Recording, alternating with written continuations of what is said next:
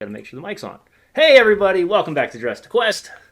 It is episode 13, and boy, are you in for a night. I have already kind of prepared our players, as tonight is going to be very high roleplay, and we're going to find a lot of secrets and new things about our players tonight.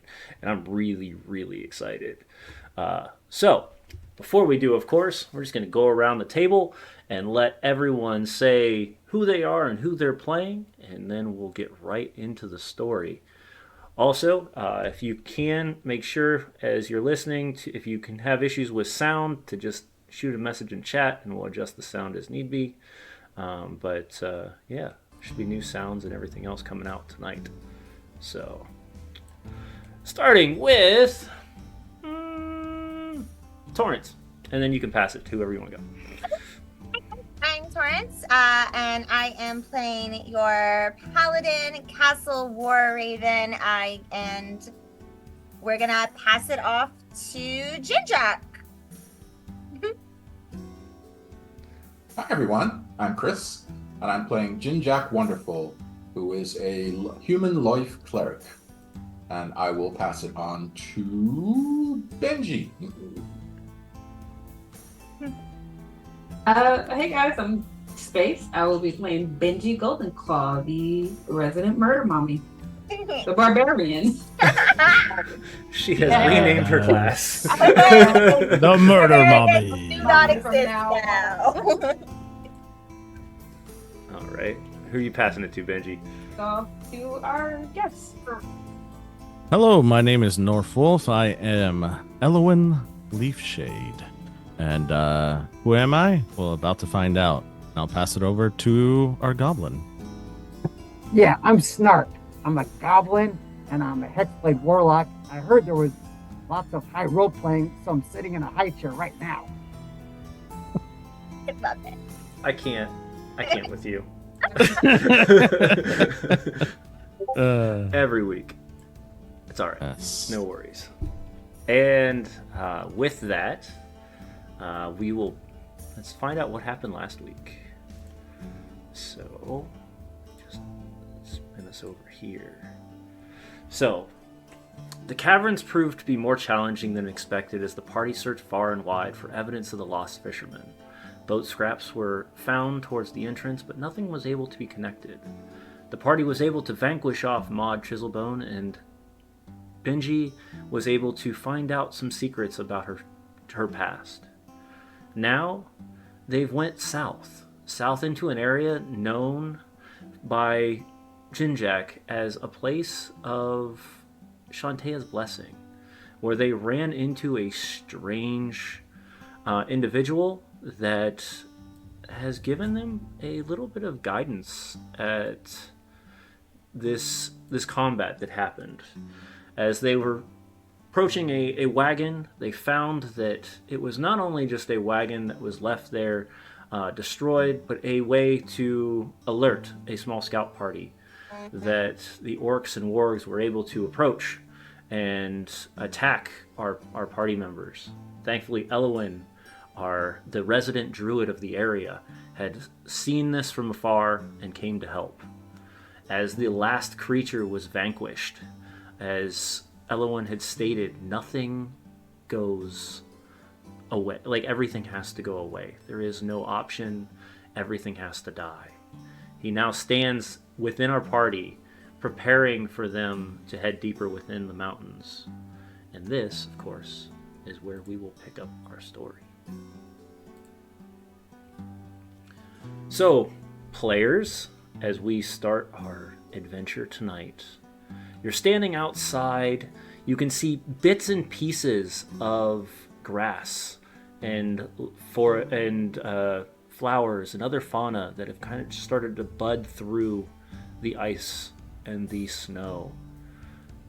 Before we go anywhere, though, we're going to take a moment back, about 6 hours back, actually, as Benji and Snark are greeted by a small friend, a small bird with rainbow wings that has a note on it stating that they headed south. Now, for the two of you, this journey is pretty easy as the bird guides them away, guides you towards the direction of the cave. As you arrive, you can see Arowena decides that she is going to step away and commune with her family's ancestors deeper within the mountains.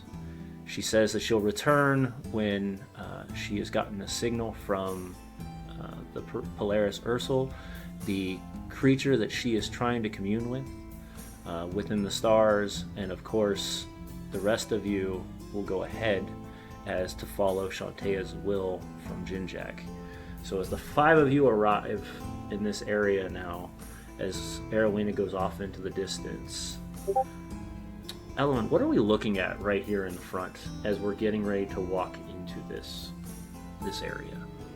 What you see is rocky landscape, trees, snow, as this is still nowhere near the village.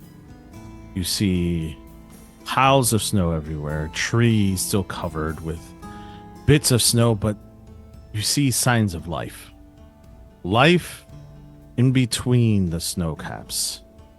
Things that seem to have a distant memory from times past. You may see some flowers up on the rocky terrain where seeds have implanted themselves into the sides of the mountain. You see some other flowers blooming in patches across this land. In the middle, you see the cart where we're all standing currently. And then on the right-hand side, you see the warg's body, and one of them that's actually disintegrated into ash. And you'll probably notice that Elowen is standing right next to it, grabbing a fistful of ash as he stares directly into the body. Hi.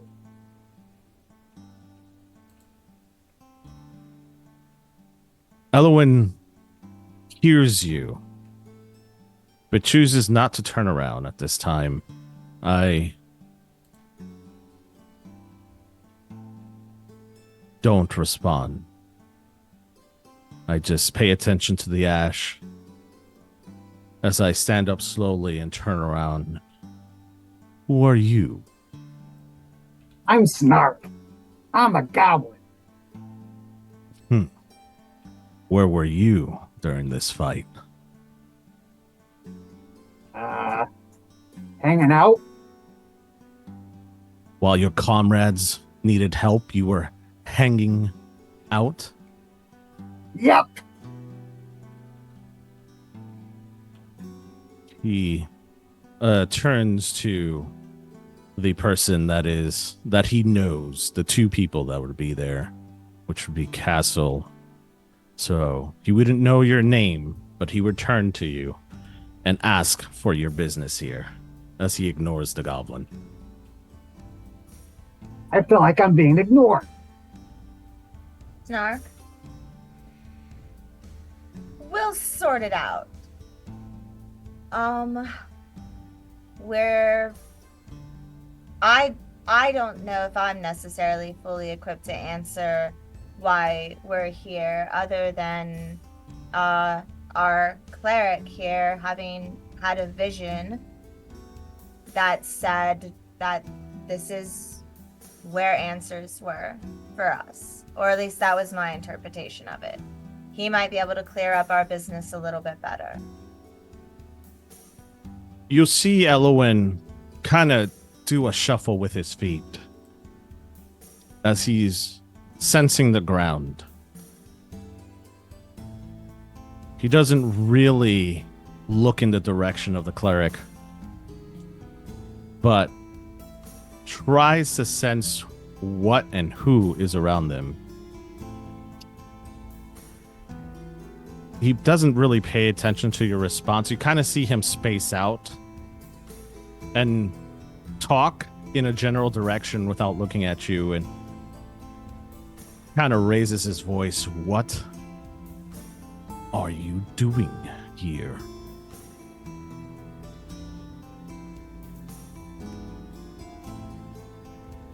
Jinjak, you feel the warmth of Shantea kind of pour over you as he says this.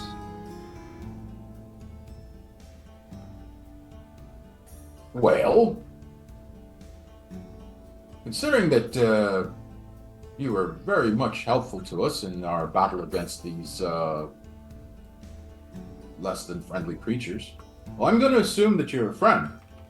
And, or a potential friend. And considering that I got a very warm feeling off of you, I'm going to reckon that you're associated with the goddess Shantea in some capacity, or at least the Earth Mother in another. However, I would point out that generally speaking, in polite parlance, it's customary for someone to introduce themselves before asking someone else their name. Normally, I'm willing to overlook that kind of thing. Again, as you assisted us. By the way, hi, Snart.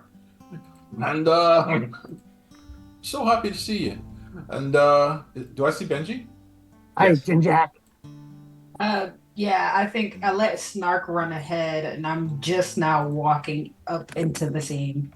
Ah, our murder moms are reunited. I'm immediately I go hug I'm Castle. immediately running to my girl Benji. Ah, what a warm feeling that brings to my heart. Immediately.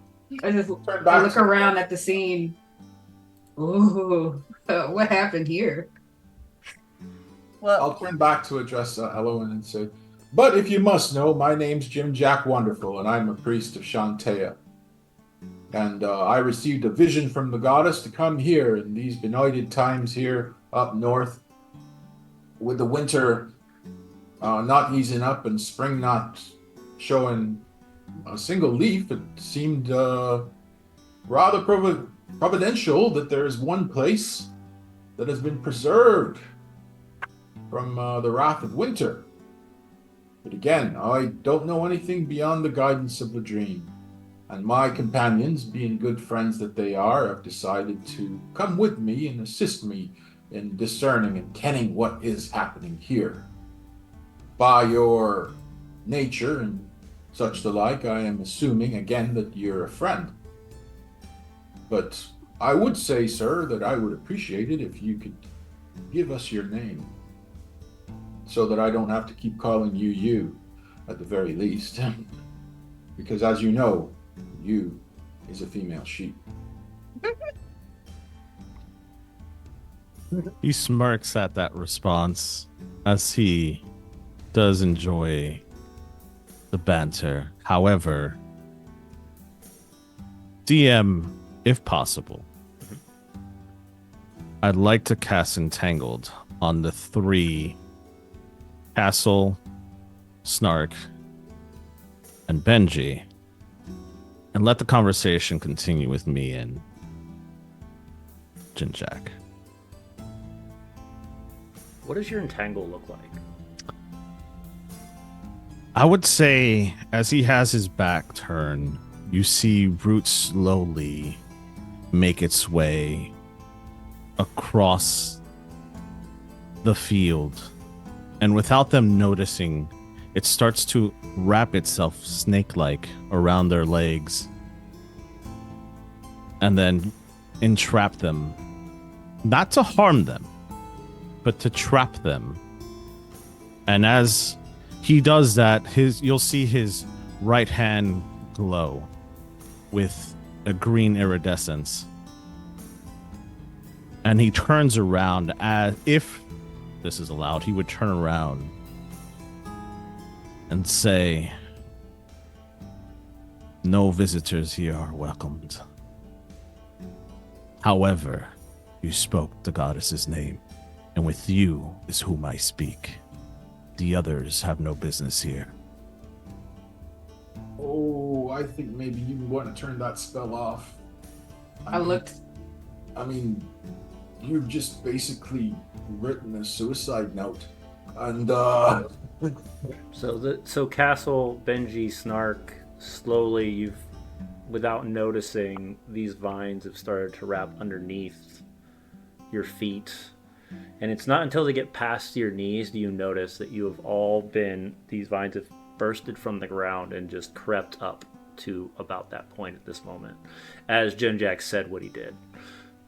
I would like it to be noted that as soon as I ran up to Benji, I was hugging her. So we are wrapped. Aww. as well as entangled. Just that's canon right now. Perfect. Right now. I mean, there's no call for you to attack them. I told you, they're with me. If I wanted to attack them, they would be dead now. Do I hear that? Mm-hmm. Castle, who is that? Yeah, but you Look, cast a hostile spell at them, but, I'm not going to lawyer it out with you. I'm just going to ask you politely again, what's your name and what's your business here? You seem to be, as I said, a guardian of Shantea. Maybe you need some help. I am the chieftain's son.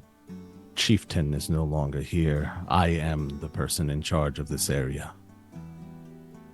Uh-huh. There has been people who have been taking or try to take the things that I have.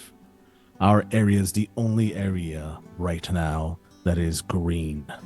They're trying to come and take what is ours, what we are trying to protect. And it's my job to make sure that my people are safe, which means no one comes in. No one passes this. I That have an means idea. you do not leave with your lives. However, I am interested in what you said about Shantea, as I too had a dream. And I saw Shantea's spirit, but I couldn't see your face. So, explain to me your dream in more detail. I go look and check to make sure that my friends are okay.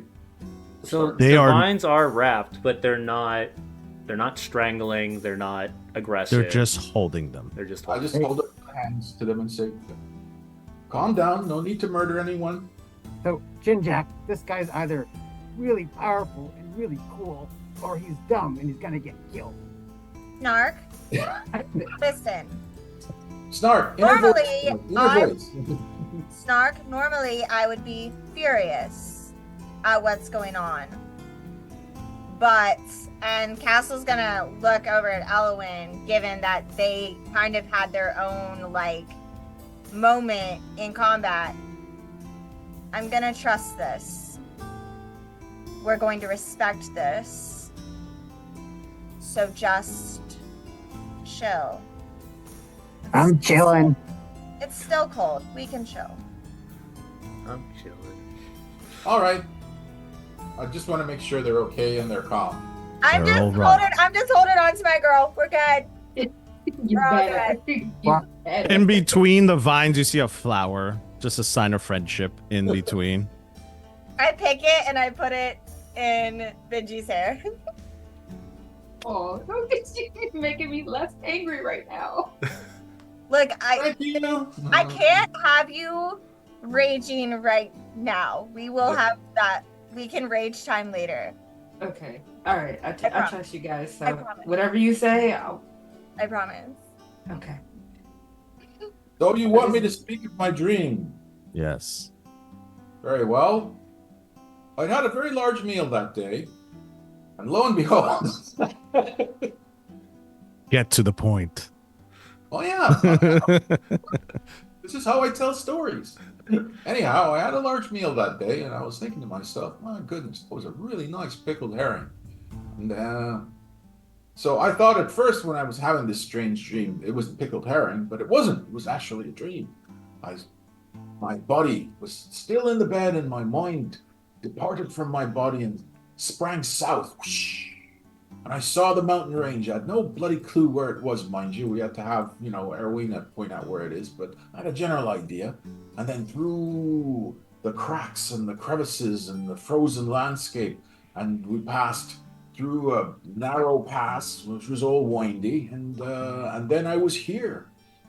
And then I saw in my vision this green place where everything else was covered with ice and snow. And I thought, and then I felt the warmth of Shantae, and I knew, well, the mother's got something to do with this, yeah. And then I saw a vision of things, vicious, fey things, dangerous things. You What? see the white eyes. White eyes. Well, I don't know if I'd seen their eyes, but I felt their presence, and they were reaching for this place, and they were determined that this seed would not grow, that this place was an offense to them. Out of darkness did the universe come, and thus is darkness pure. That was their feeling of it. They wanted to return to a land of ice and snow. And actually, I'm embellishing a bit, but you get the idea. No. I like this. As you're telling the story, you'll see that the vines start to loosen up and start letting your friends go as you describe this place. And I take a step towards him. You, see, I'm calling you a female sheep again. You really need to ease up a bit and understand that Shantae is sending you help. Don't be the man on the roof, lamenting your existence and saying, "Oh, I'm here to protect my people," and then suddenly Shantae sends you help and says, "I don't need any help," and suddenly it's like, next thing you know, you're surrounded by what you call them, white eyes. They're not freezing your people out, and your guts are hanging around your ankles, and you said, "Shite, I should have really taken some assistance from those folks." And that's my name is Elowen. You, what? Elowen. Thank you, Elowen. My name is Elowen. However, you have to understand we've been under siege for 2 months. I do not know who are friend and foe. We've had many people that have passed by here that claim to have seen Shantae, claim to have seen the things inside of our village, but no one was able to describe or get through the trials. No one was able to help us and assist us, which is why I come here and I ask you these questions. It is not out of pity, or it is not out of these emotions that I have inside that I want these people to just, Shantae has sent me help. Where has she been for 2 months? But now, the first person in months has been able to describe what this village looks like and tell me this. How am I supposed to react if I were you? Oh, I'd keep an open mind. Maybe tell them my name. And but here's the thing. I'm not you. I don't know what you're going through and what experiences you've had. I'm sure it's been pretty rough for you. And but I'm just telling you. Help's here if you need it. And there's no reason for this, for any kind of contention between us. And you don't really have to take my word for it. I mean, hey, I've got a holy symbol. I've got my book. And I'll even throw a spell or two. And you all know what happens. You take a god's name in vain. He smiles. He looks over to your friends Benji. He acknowledges where you are. And he speaks to all of you in your general direction. I apologize, but you have to understand. I don't take kind to strangers, especially those who come to my doorstep every single day.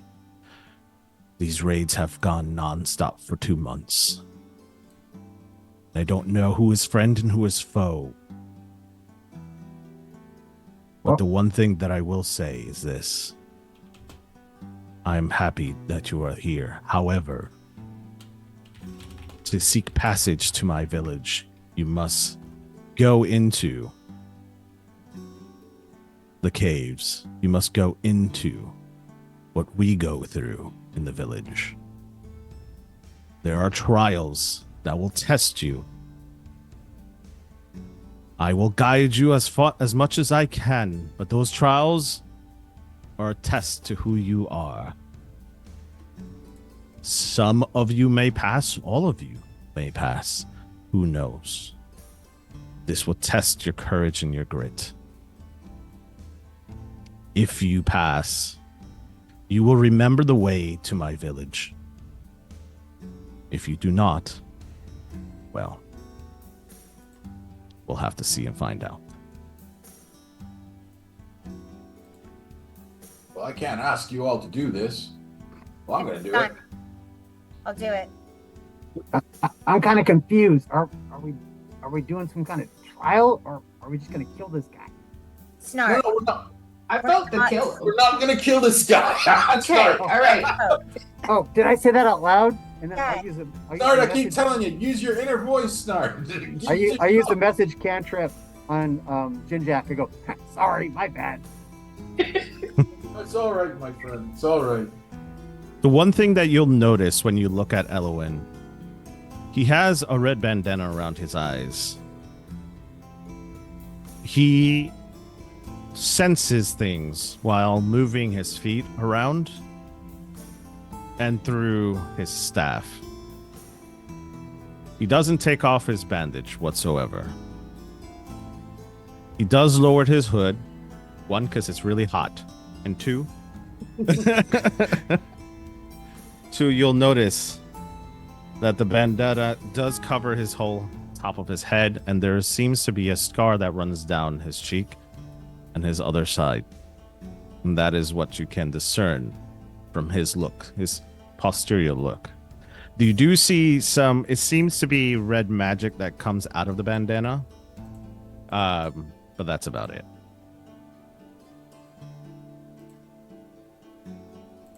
I think in that moment, Benji, letting go of Castle and kind of nodding to Jinjak, of course we'll do this. I think she steps up to Elowin in that moment. And she kind of just gets close enough to whisper to him. Listen, I'm not as nice as the others. If you ever do that again, well, you won't be here to protect your people. He doesn't really show it, but he can respect it. Just a small little grimace on his face. It's just a nods respect to you. Doesn't repeat anything back. The trials will test all of you. Well, I guess it's time to be tested. And she walks past him, following her party. I'm going to kneel down near Snart. And I'm going to say, you sure you want to do this, little fella? I don't even know what we're doing, but I'm in. I'm going to say a blessing for you, okay? Ain't going to just be true to your... Oh, shit. I don't know what to say. Be true to yourself. And I know you have a good heart. And just remember that, all right? Okay. Thanks. And I'll pat him on the shoulder. And not on the head, because that's condescending. And I'll follow him. Kid DM, can I sense anything with Castle? Not at the moment.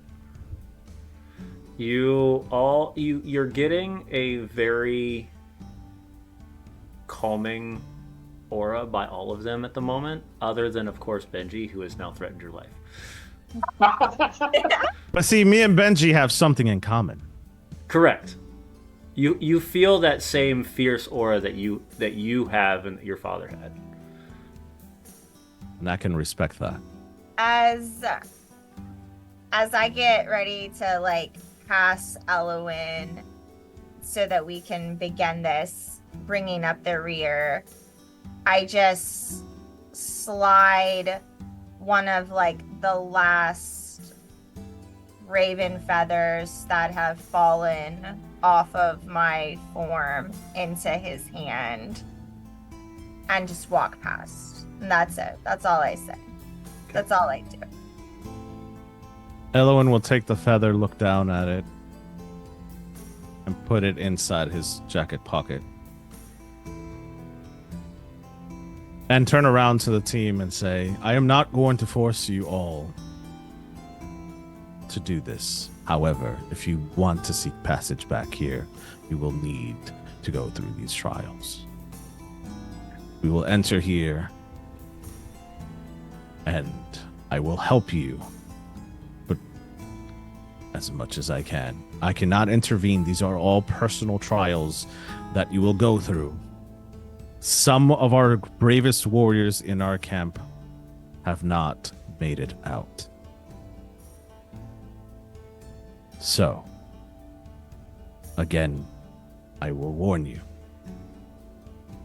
Are you ready? I'm ready. Elowen's going to turn around, and with his staff, he's going to hit it once, and a passage that you didn't see there before opens up. Whoa, I didn't see that there before. He looks down at Snark, and he kind of chuckles, kind of likes you a little bit. He'll scruff you on the head and just keep moving. Follow me. DM? As you start to walk towards the cavern system, at this point, echoes start to be heard as you talk. You can feel your voices just ringing throughout this massive cavern. It gets colder. You can feel the wind. Slowly but surely, your steps go deeper and deeper. You arrive after about what seems to feel like an hour or two to a chamber filled with ice. The ice is reflective like mirrors. As you move away, you glance over to a mirror. Something looks off. It's not who you are. You look away for a moment and continue to walk. And at this point, I want everybody to roll me an initiative. This is not combat for combat's sake. Including myself or just the party? No, just the party. Okay.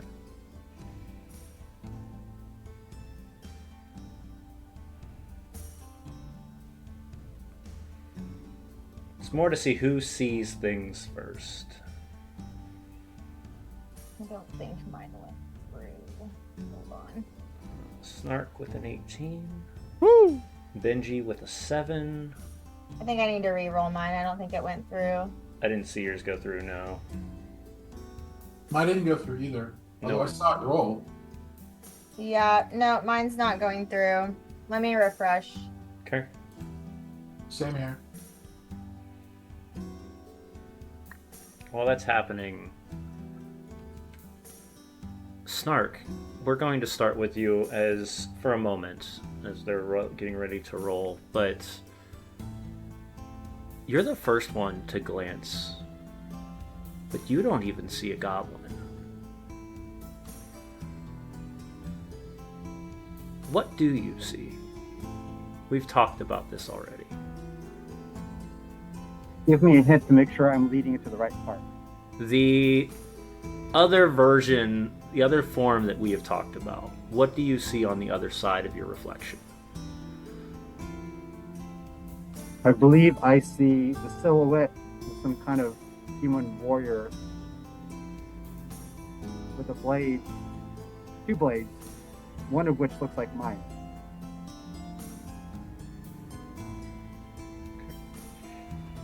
Still waiting on Castle to get back.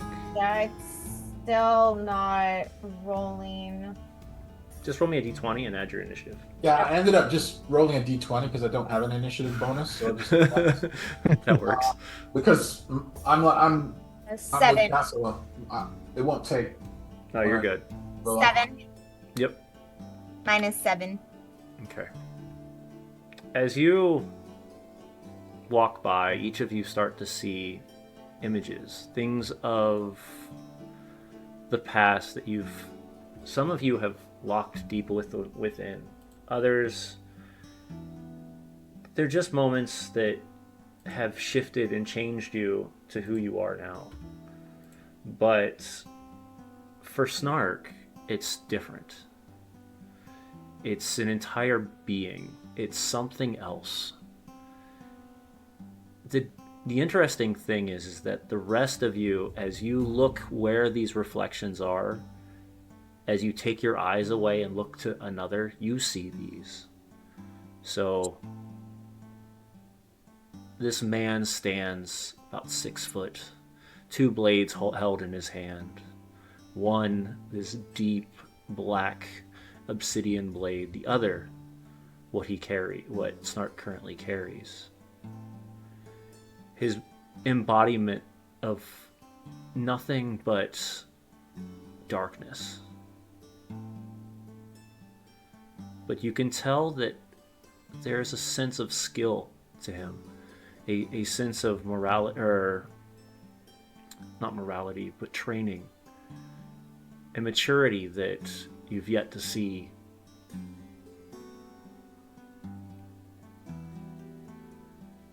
And then I turn back to the group. Why look like that?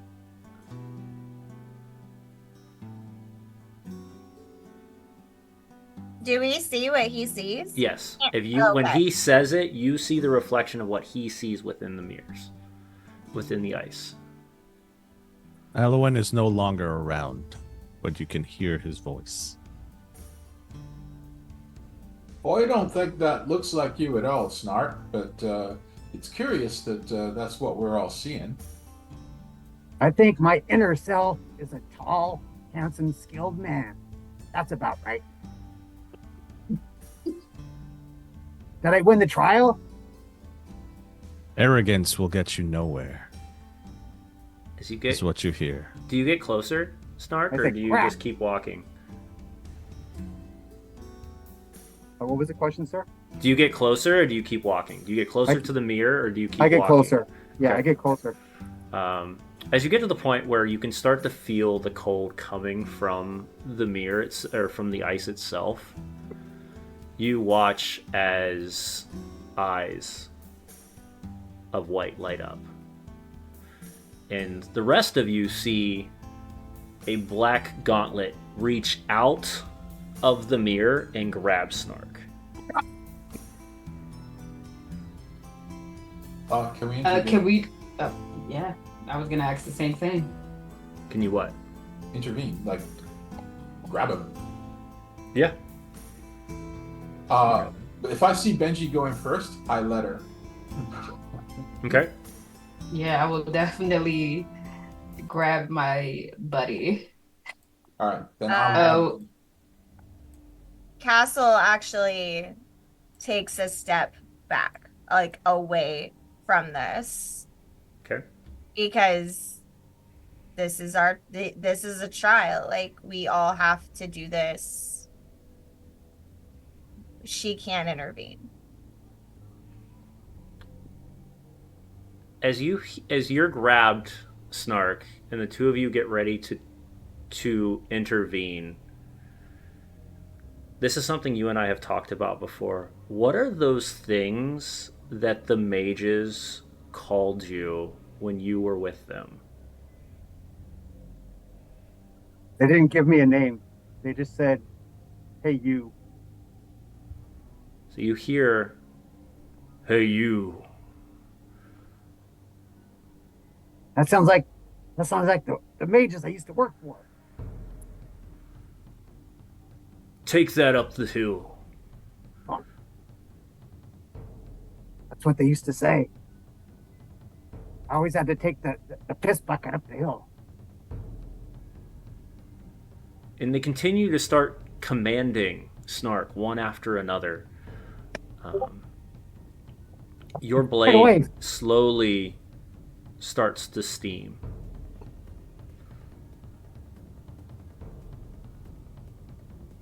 What made you. How do you feel right now, Snark? He's regressing. He doesn't feel like the empowered Hexblade Warlock from when he found his sword. He's back to just being a lowly goblin piss boy. You watch Snark's shoulders droop. His voice gets kind of solid and quiet. Okay, masters. Okay, masters. Don't hit me. I'll be good. What do you two want to do? As part of this crew that you are, what can you do or what would you do to help Snark? Oh, I'd yell a word of encouragement. I said, "No, you're not anyone's slave anymore, Snart. You're one of us now. You're a brave adventurer. Well, you're an adventurer, and you got friends, and we're gonna look out for you. You don't have to carry the piss bucket anymore, my friend. Snap out of it.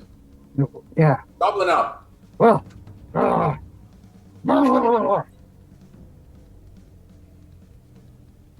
do I feel now, DM? Do you believe him? You tell me. Roll me a wisdom save. With See my what- 6 wisdom? with your 6 wisdom. Use persuasion.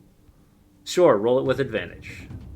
And I'm not even gonna have you roll. I'm not even gonna have you roll anything, Jinjack, because you're required. You're trying to get him to see his courage. Oh, okay.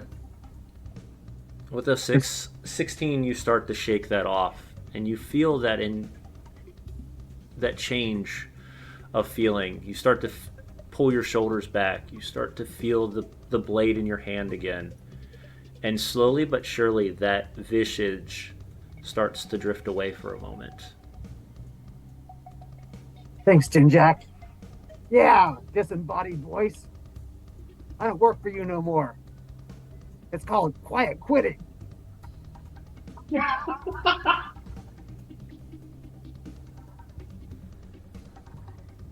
You continue to walk as the visage of this creature, or this person, kind of just goes back into the mirror. And you're now standing a little smaller, still bigger than Snark, but kind of in a different manner now. No longer pointing at him, but just standing there solid. But as that happens, Jinjack, you glance over. And you see a younger version of you. One before you took off. The simple farm hero. What did you look like back then? Oh, I was probably a stout kid. Not that much different than what I am now. I was stout.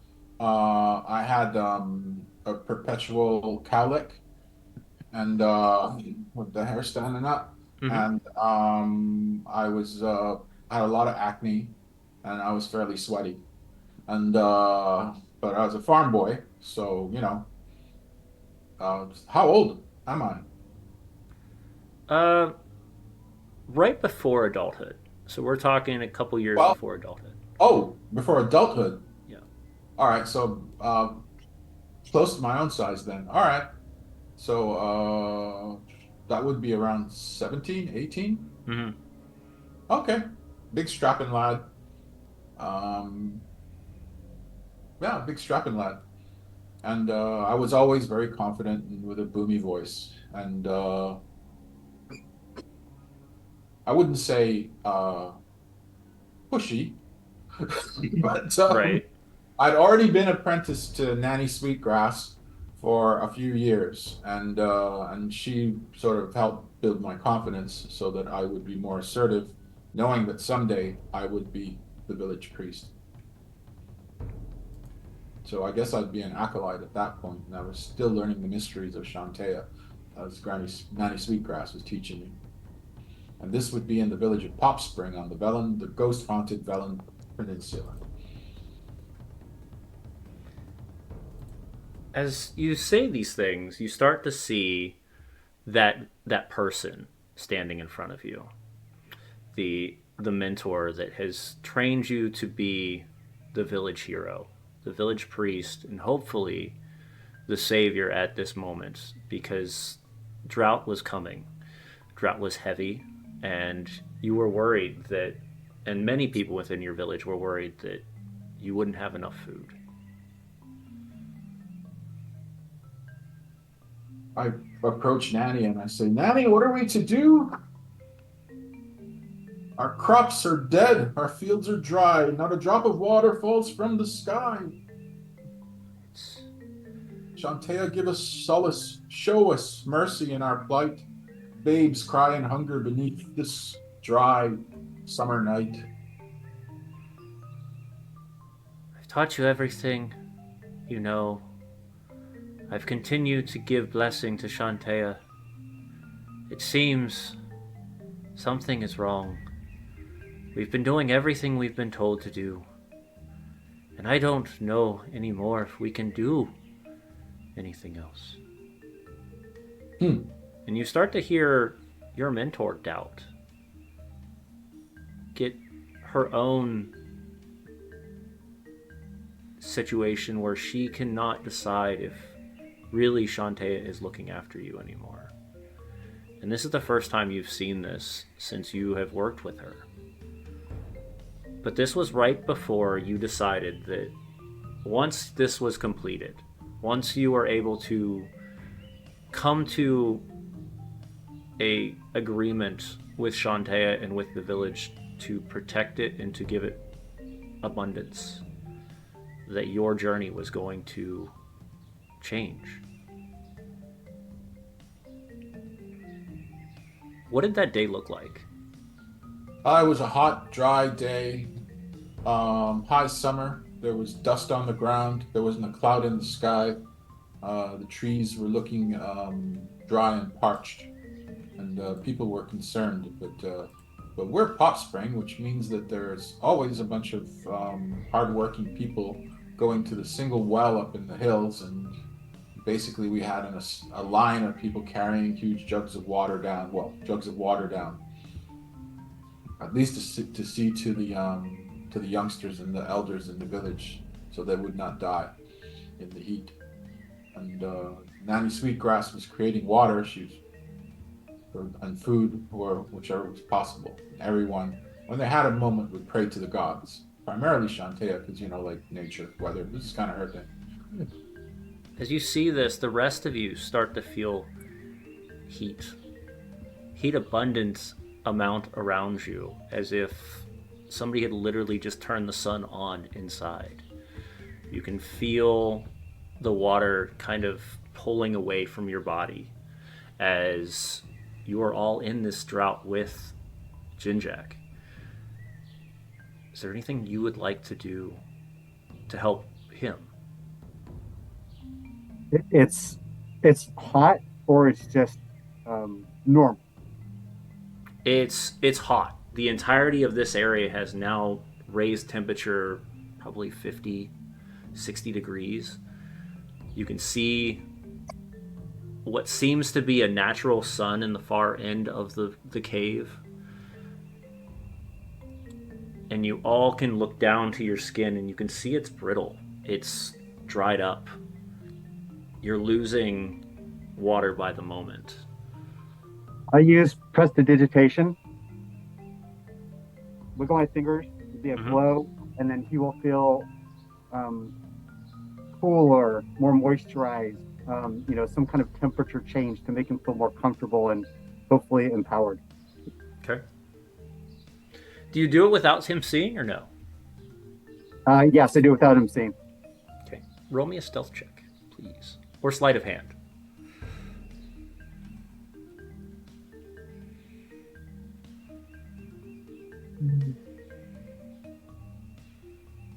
As this is going on, you'll hear from the distance Elowen say, "Doubt is the killer of hope."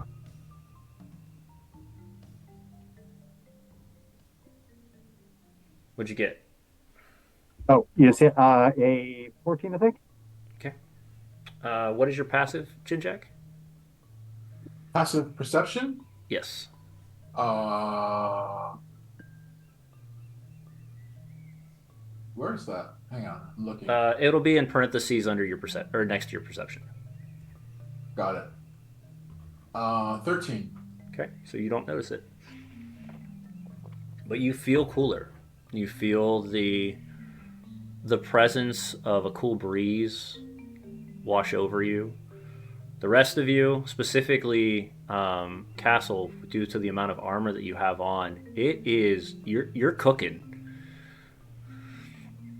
Same I with saw out. Oh, sorry. same with Snark. Both of you, Benji, it's hotter than you're used to, being that you've been a part of Icewind Dale for so long. But this is your, this is not as bad. You can see the sweat beads dripping off of your body, but other than that, you're not seeing anything. You're not feeling that over amounts of heat, where Castle and Snark are feeling that heat radiating inside of their armor. Oh, when I feel the cool breeze, I say, "Ah, there she is, the Earth Mother. She has not forgotten us." I'm assuming I'm seeing this kind of like double vision. There's me, there's old me up here in the frozen north, and then there's young me in the village. Mm-hmm. And young me in the village sort of claps his hands and says, "There's a breeze! Smells vaguely of pickle, but hey, there is a breeze!" And with that, we'll have you roll also a wisdom save with advantage due to the guidance of Snark. So you two are working as you're starting to learn to work as a team, helping each other out when you can. Yeah, except double twos doesn't really help much. Double twos.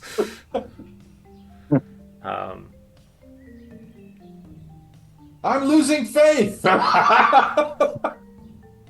You watch as the pain of that moment starts to seep into your mind, and you will. Let me do this. You will take 4 points of psychic damage from that.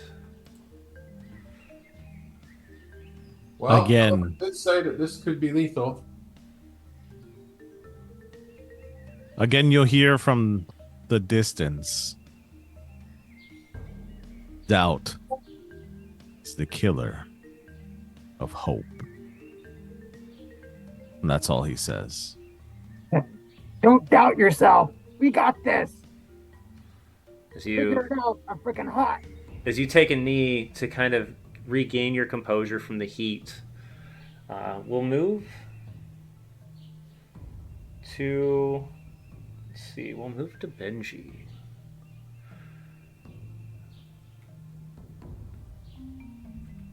Benji, you see something much different. A much younger version of yourself. You can see your village behind you. What does that look like? And how are you feeling as you are seeing this in the imagery or in the mirror? I think in this moment, Benji is feeling despair, carrying with her from Snarks to Jinjack's vision. She knows seeing her village is not something, it's not good. But what you see is a village kind of hidden in the trees. You see a bunch of elven people, wild elves, wood elves, and you see as children and older people kind of move in a menagerie. And she's just kind of standing in the center of it all, just watching everything happen around her.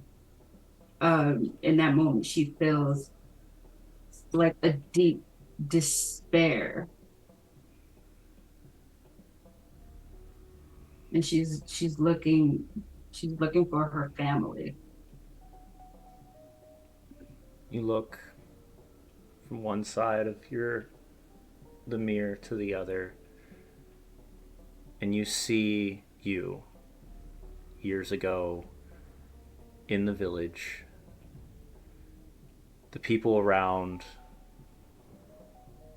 didn't quite know exactly how this all happened.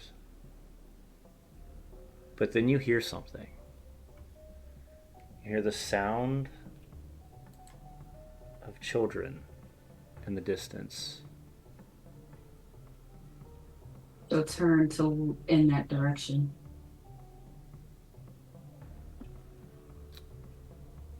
Are these Running towards you, you watch how many? two? Two. Two children heading directly to you, as if heading directly to the mirror itself. And as it gets closer and closer, you watch the two children wrap their arms, one around each leg.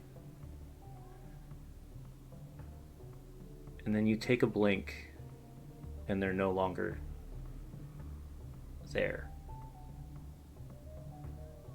In that moment, as they disappear, she runs up to the mirror, hands kind of clasping it, trying to see what happened.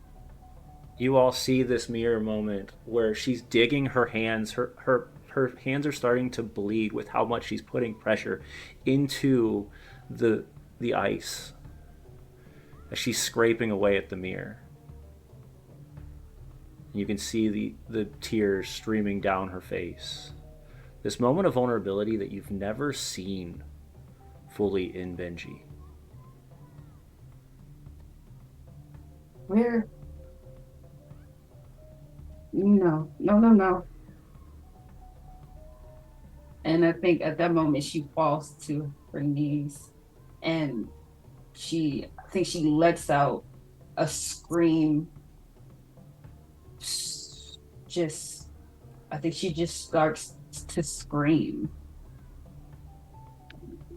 In the scream, you hear from the depths, in the shadow of fear, light and ourselves seem to dim. What are the three of you? How do you feel, and what do the three of you do in that moment as Benji collapses to the ground? Castle is gonna go up to Benji and just like place her hands on her hands and just use her lay on hands, and like all that blood that was like soaking Benji's hands just starts like seeping into Castle's glowing. It's not like a golden, like holy glow, like what you would expect most healing magic is. It's almost like that, like dark circle glow that you see in like an eclipse. Okay. As like the blood just like seeps into Castle, and all of that just what was tore up on her hands is just gone, and then Castle will just stand up and just walk away.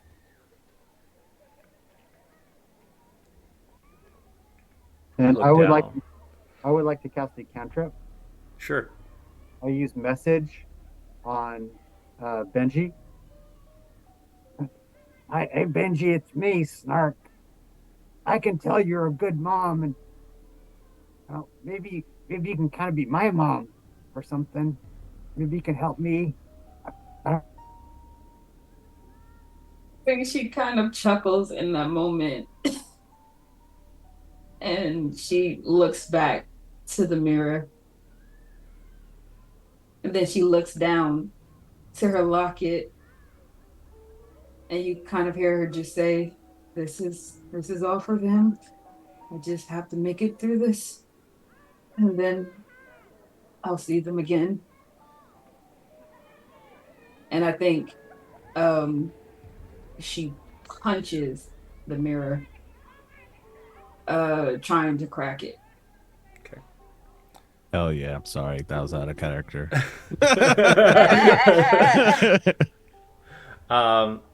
As you punch the mirror, I'm going to give you a different. I'm going to do a strength save.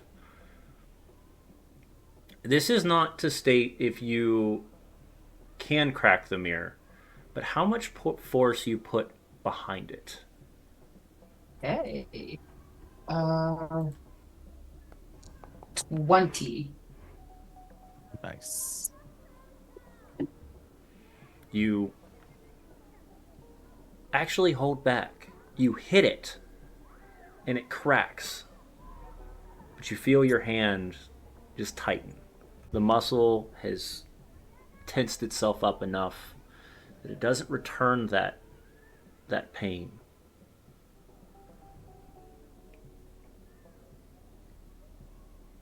And knowing that Elwin is out there, I call out, is this some sort of trick? Are you playing with us right now? I'm not doing anything, you hear. It's no trickery here.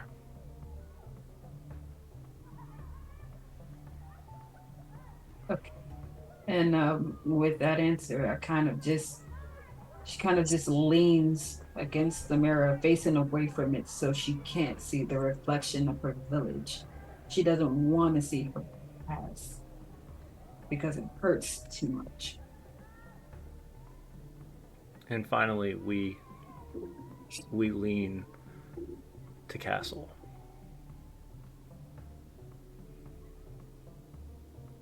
You see yourself much younger.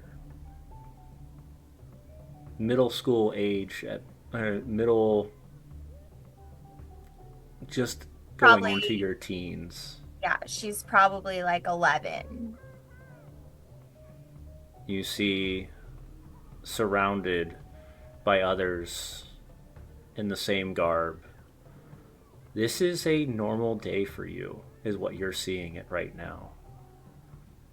This is training. This is required. This is life. This is her life. And you see two individuals in the distance, your mother and father, in full garb, swords placed at their side. Describe to me the first time that you lost a fight.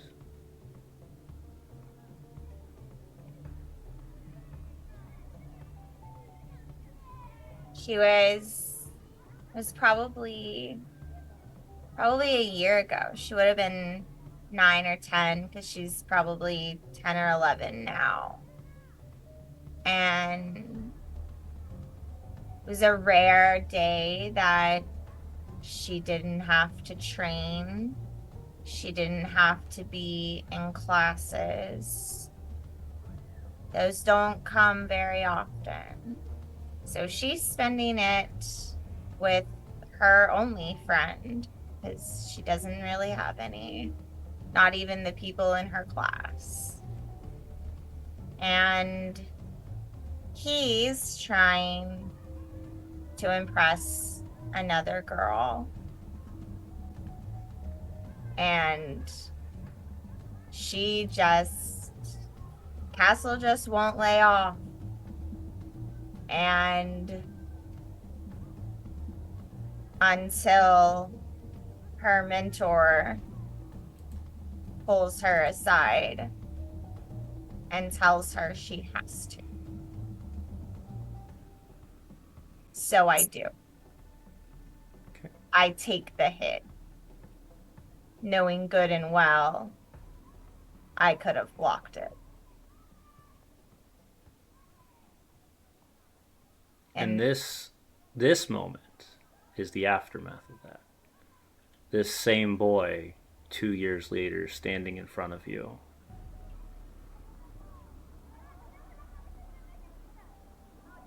You're in combat. You're surrounded by your peers. Your parents are watching.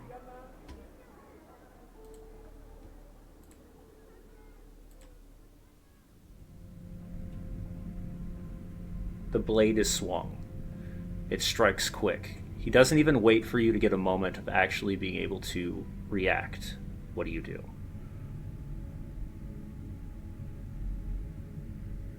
I know I'm supposed to take the hit.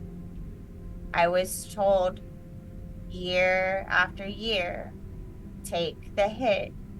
You can't make him look bad. His family needs him to look good. But I don't. I hit back. As the blade comes down, you crack against each other. You can hear the clang of the metal echo through the entirety of the ice. A moment's glance to the back. Your mother turns her back. He swings again. This time, the blade glances a second. You're not giving up. It's not in your nature. Your father hits the blade against the ground. You know the rules. You hear in your head. You know what you have to do. The third strike hits. Do you block it or not?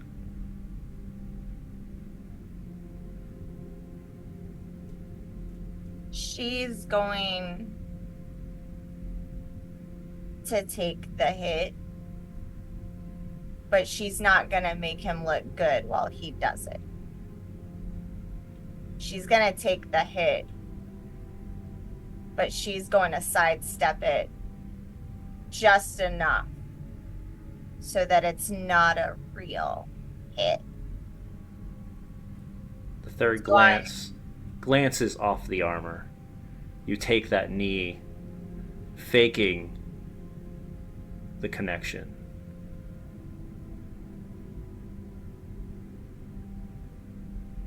As you do,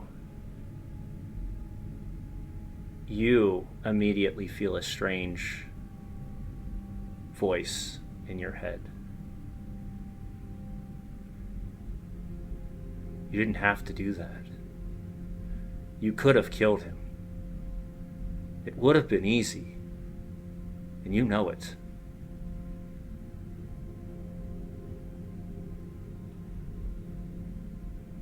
I didn't know what I know now. I didn't have a reason to kill him. Do you I have every reason to kill him now.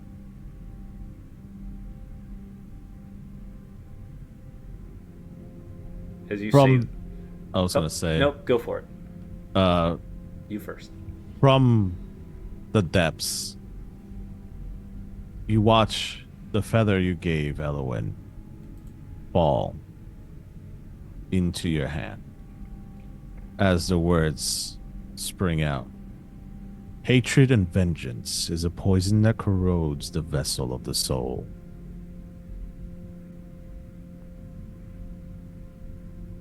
And the feather lands into your hands as he says that.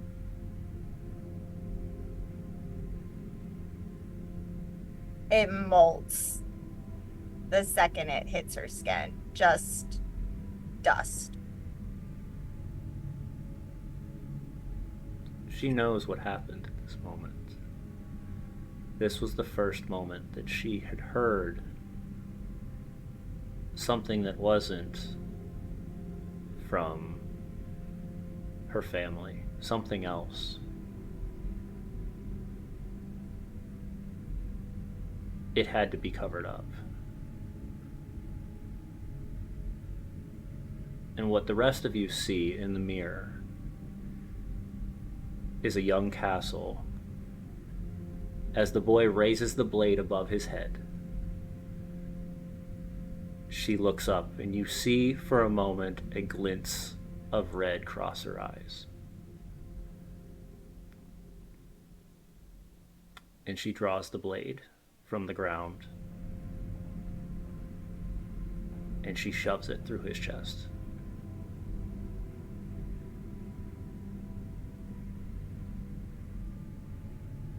In the entirety of this room, all of the ice tinges a red color for a moment.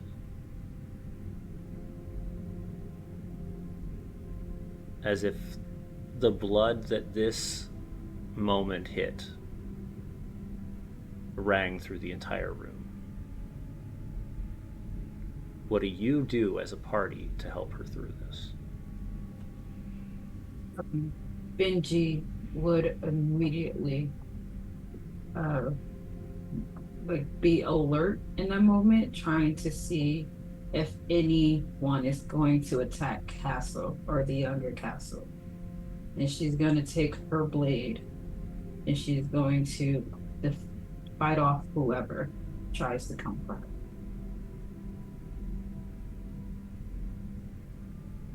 Is Jinjack in any condition to do anything yet, or am I still droughted?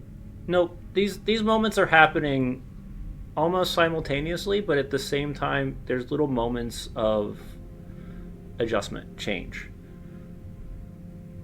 It's like one person has it happen to them, and then moments pass as you're continuing to walk through, and the next person sees, and then the next person sees.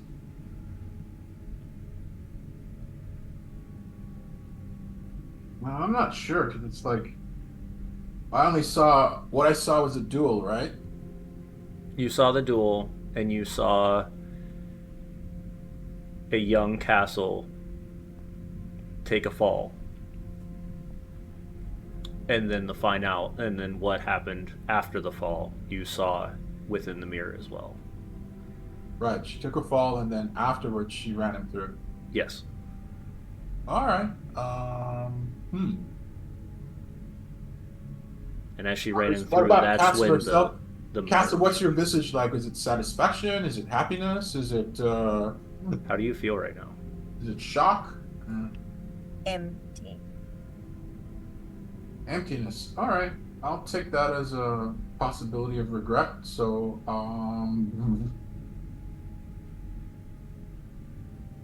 there's no indication that he had it coming. There's no indication that he knew it was happening. Wow. How old was the boy that she killed? The same age, Well, a year older. All right. Well, this is the past, so I guess throwing a healing spell on him is pointless. But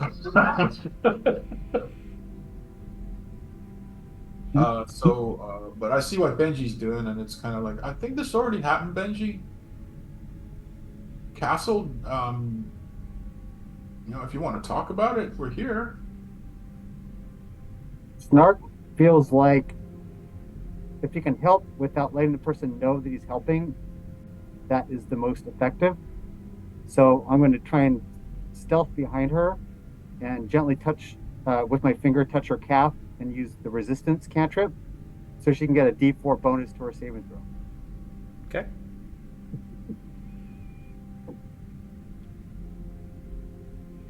Anybody else before we continue? I'll throw a prayer to Shantea, and I'll give her guidance. Okay. You've got resistance. So the resistance does what? Snark? she can add 1d4 to any one saving throw, and then the spell ends. Okay. So it's good. I think we're Guidance, so- covered because we have a skill check for guidance, and you have saving throw for me. Yep. So this is going to be a wisdom save. No advantage, but you do have the plus D1d4. Oh.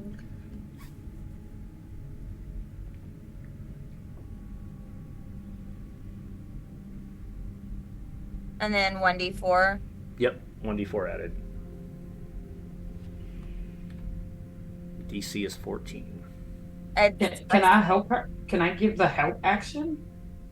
No, it's a 6. It's a 6 all day. Okay.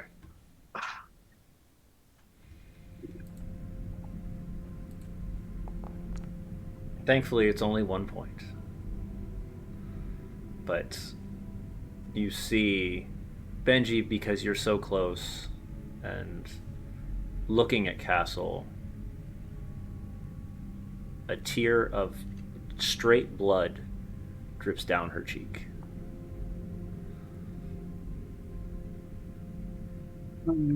If Castle will let her, she grabs Castle by the face, like by her cheeks, and she wipes away the blood. I know. Actually, I don't know. Honestly, I'm just a little bit discombobulated. You don't owe me anything. That's not true. No one owes me anything. Besides, he's still out there. He's still one.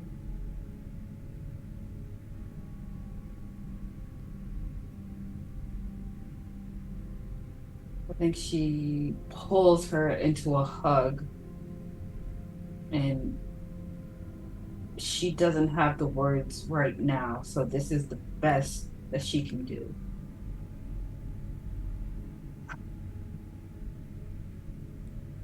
And as you get to that edge of this this room, Ellen, where are you at? Waiting for them on the other side. You see a small beacon of light just ahead of you as Elowen is holding a light cantrip at the edge of this chasm, or this cavern. Elowen, you can sense their auras are dwindling in some. And He you know looks. that next week, the next, Go ahead. you know that the next trial is much worse. Elowin looks at the team. And instead of saying a smart-ass remark, as you know him to be, he takes off his blindfold. And when you look at him, you can see 2 scars come down both of his eyes. His eyes are clouded white. You do see red magic coming from his eyes. And does stand in front of you. Do not let this trial break who you've become. There are times that test us and show us who we are.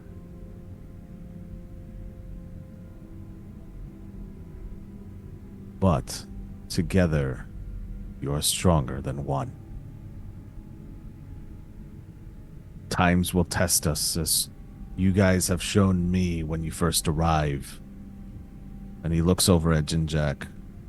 You told me before. You gave me the strength to believe in you all. I believe that you are here on behalf of Shantea. But this trial isn't over. There is still more to come, and it's only going to get worse. do not lose faith individually or in each other, as you can all survive through this trial. And with that, you start to walk into what looks like the light slowly starts to get closer and closer until only you can see the 5 of you in this very dark room. And as we continue through, that is where we're going to take our break. All right, everybody. I know it's been a rough one. Come back again here in about 10 minutes to continue the pain, because we're making it through the chasms. We're making it through the caves tonight. Oh, man. All right. Hope you all enjoy. As we're getting ready to jump off here for about 10 minutes, definitely check out our Be Right Back as you get to see what has happened from East Haven on through a little bit of skits made by our very own Chris over here. So we'll see you guys in just a little bit. He'll have an Instagram by the time we're done.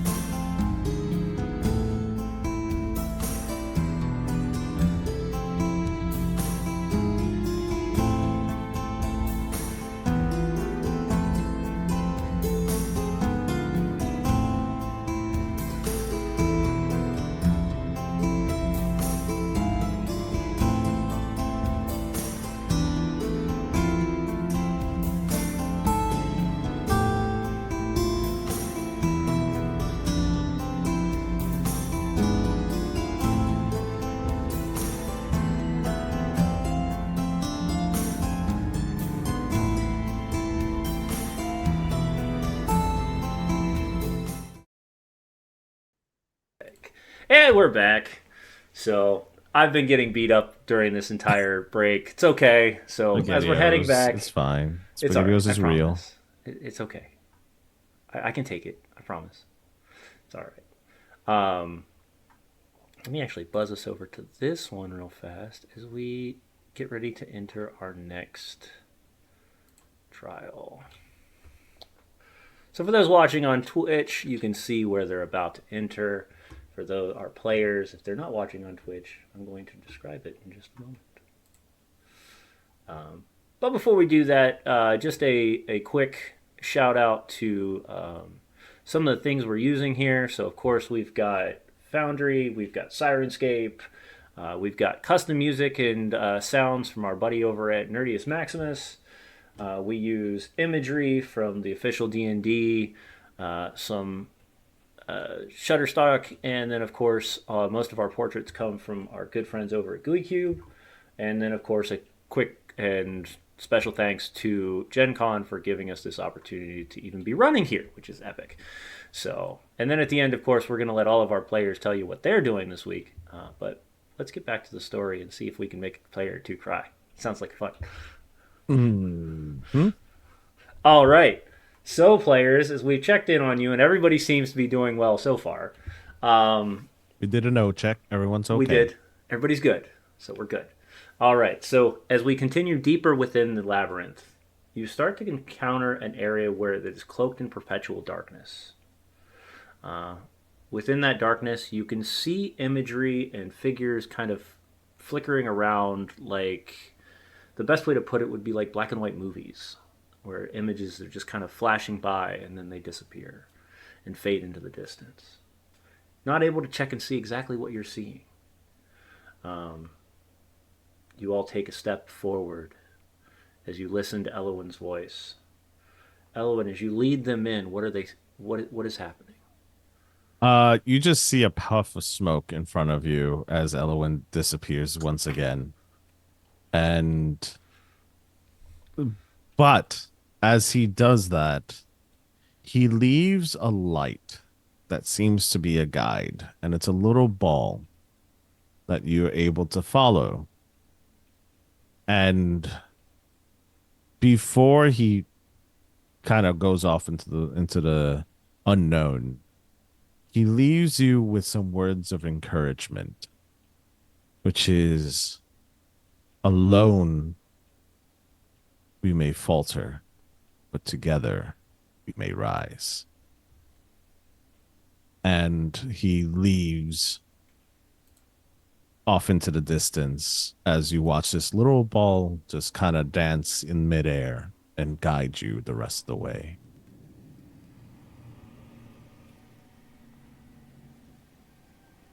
So this ball, this bobs, similar to what you used to seeing with the wisps that you saw in the last cavern. Only this one gives off a very soft, warm glow. If you get close to it, you feel warmth. So it's not harmful. But as you get further away, that warmth leaves you.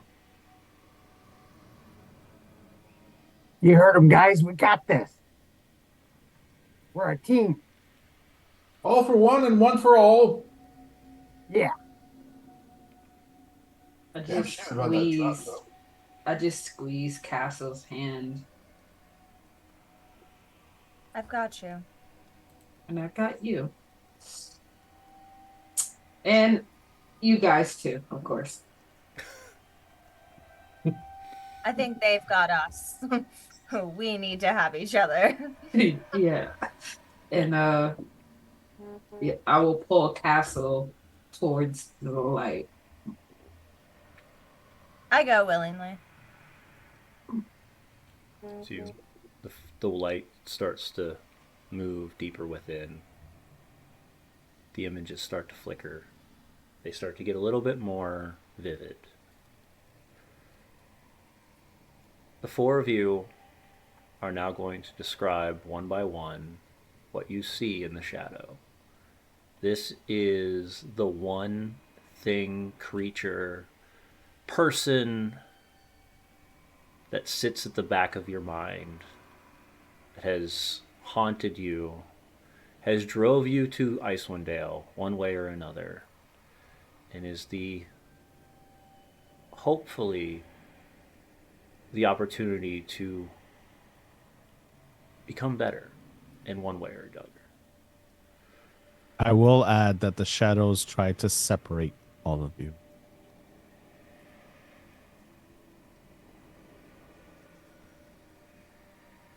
Jinjack, we'll start with you.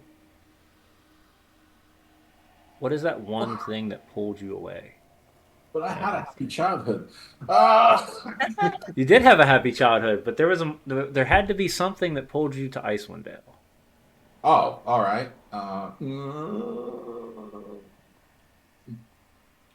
I recall standing in Waterdeep on the dock and thinking to myself, why is it so cold? And then remembering, oh yeah, I went north. And then and then I conjure up the image of Granny Sweetgrass telling me, Jinjack, you need to go out in the world. You've been sitting in this town and you're a grown man, and you've never been more than 5 leagues away from here. And I replied, well, yeah, I like it here. And then she says to me, well, Shantea has bigger plans for you, Jinjack. And then she takes out her rolling pin and smacks me with it. And then I remember the pain and the anguish of that moment of knowing that I had to leave behind my beloved village of Pop Spring. But then I was filled with elation because the moment also signified sort of a rite of passage for me. And I realized, all right, I guess I should sort of meet other people, go out in the world. Who knows? I might be useful. I might help someone. And so I walked outside and she said, North. And I said, oh, crap. Because I was walking south. And she knows how I feel about the cold. So I turned around with my handy haversack and my holy symbol and my mace and my hand-me-down armor, and I started walking north, and that's how I ended up on a dock in Waterdeep. And then a man called out to me and just said, are you getting on board? And I said, where are you going? And he said, Icewind Dale. And I said, oh, that sounds nice. And I jumped on. And that is how I ended up here. As you can remember that moment stepping off the boat into the snow of Icewind Dale, I thought to myself, I've made a terrible mistake. then, but then I thought the best of it when I saw a tiny little flower peeking out from someone's window, and I realized, all right, this ain't so bad. that's not what you see now. No, Now, no flowers. you see a full blown frozen person, similar to what you saw after the rime hit. The man is completely covered in ice, and he's slowly walking towards you. Benji, what do you see? Um, Why Benji are you in Icewind sees Dale, and why were you running? Benji sees herself in a carriage next to a human woman, her best friend, Esme. Uh, and she has orders from Esme's father, the Lord of Waterdeep, to deliver her to Icewind Dale. Uh, in a sort of an arranged marriage situation. She's she doesn't really particularly like the situation that her best friend's in, but she's also being paid. So uh from Waterdeep to Icewind Dale, they travel, and uh when they do finally arrive in Icewind Dale, she meets the head of the tribe that her friend will be married into, the leader of the Reghead tribe. Uh, oof,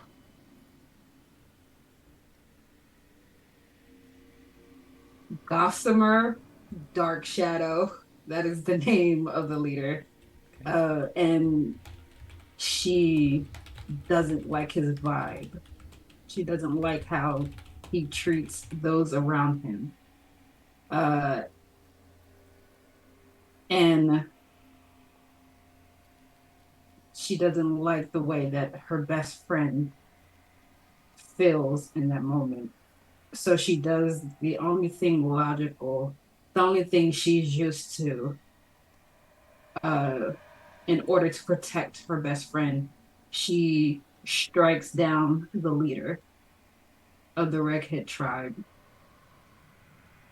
and she runs and she leads away those that chase her so that her best friend can be free and do as she pleases. And she'll take on that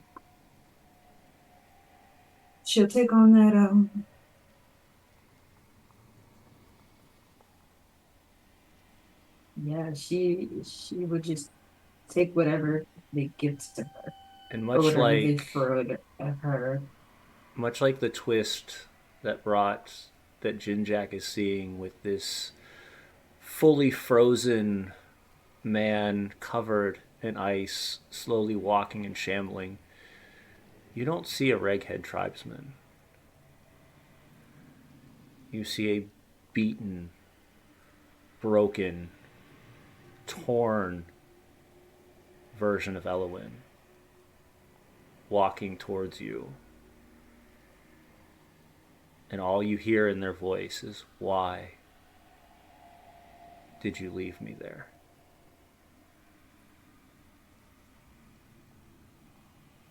And we move to castle. Who do you see in the shadows? I see a beautiful silver and black gilded hall that I've only ever heard described to me. And I see my mentor and our commander and the king before me as I get ready to be the youngest in our order's history to take their name. But I don't see my parents, and they should have been back by now. What you see coming out of the shadows is a boy who is now a man Without a name. without a name, carrying two blades. Your mother's and your father's, and he's dragging them towards you. On the ground? Yes. Snark. Who do you see in the shadow? So, to give backstory, so Snark, as far back as he remembers, he was living on instinct. He was living in the city, stealing food to survive, hiding in warm places so he doesn't freeze to death, and being hunted like he was a rat. Eventually, he was driven out of the city. He almost died, but the mages found him, the ones who were protecting this artifact. They brought him in, gave him some warmth, some scraps of food, gave him a purpose. But the master, he was mean. He was cruel. But Snark didn't think he deserved better. So he was okay with it. It wasn't until the raiders stormed the tower and killed the mages and Snark hid, terrified. And when he got the sword, gave him the power, he realized that the master was not kind. He was cruel. And that's who I see. I see the master mage. He's in front of me. And I'm scared. Cloak figure starts walking towards you. One hand, a whip, something that lashes heavily, that you remember any moment of disobedience was cracked against you. The other side of that hand, the blade, the same blade you're wielding, swinging it around viciously as if able to fully control what is within inside. A steam pouring out of it as well. And you, surrounded in the darkness, the four of you, the light beacon in the center, and you can see these four visages of shadows starting to walk towards you. I need you all to roll me initiative one more time.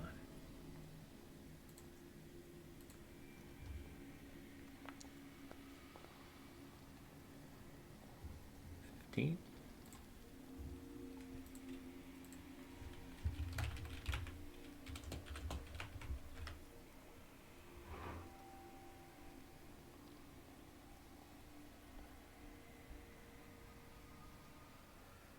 Ryan roll? Yes, please. All four of you, please. And I will say Ella when you roll as well. Oh, okay. 15. Okay. Okay, now my initiative is not working. Just roll a d20 and add your initiative.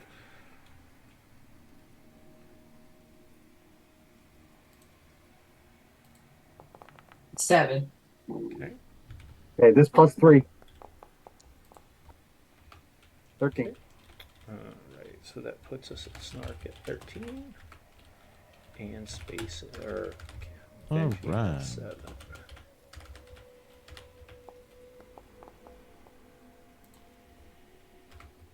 That is 17. I will give you the opportunity then, before they collide into this battle, is there any information or anything you want to give them as guidance before this happens? Before that, As even, your voice radiance from that little ball of light. before that, I'd like to describe in detail what these figures actually look like and not what they see. Sure. So these figures are dark shadows. When you see and look at them, they're humanoid in nature. Fangs are seen, but all black. When you look at their eyes, it's all black. When you look at the creature, you can see through the creature as if it was static in motion, walking slowly as if it was in this plane of existence and not. As it reaches out to each one of you, extending its hands, projecting these images in your head. The words that I would come about is to reiterate, alone you may falter, but together you may rise. And that's the last words you hear from Elowen for the moment.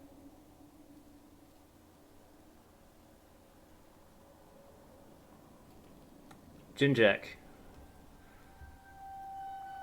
you see that figure creeping towards you, the same one you saw when you were at the right before you entered the Durgar outpost. That individual with the axe frozen in time, slowly walking towards you, axe raised. Axe raised as if he's going to attack me. Yes. All right, I brace my shield. Okay. So the rest of you seeing this? see As this. you say that, you don't, as you can't speak. Oh, Your voices are you as you go to talk, nothing comes out. I'm gonna roll. This would be well, arcane. No. Anything in my experience as far as religion that would explain what's going on? As in, is this a vision? Well, I know it's a test. Wait, Give me a religion check. That's fine. all right. I'll send a prayer to Shantae when I do it. Okay. Since we're all so close Oh, together, but I can't actually say this out It loud. is not religious based. all right. Uh, Whatever tries to attack any of them physically will have disadvantage because I am within 5 feet of all of them. Correct. all We're right. going to I'll literally brace the four of you in this little box here. And I'll put Elowen in the middle because he's the beacon of light that you're seeing on the screen. Um, and these how creatures much are all around. how much time before he reaches me? It reaches me. You have this round to prepare. All right. Then I'll do what I always do, if given time to prepare. I'll speak a few words and say, "The strength of the goddess flow through you and keep you strong." And I will give a blessing to So Snark. does your blessing require vocal? Oh, that's a good question. Actually, I think I'm screwed. I'm pretty sure all cleric spells require vocal components. But let me double check. Sure. While that's going on, we'll come back once you do. But Castle, is there anything you want to do to prepare? Remember, you have no Yes, it's voice. vocal, so no bless. Um,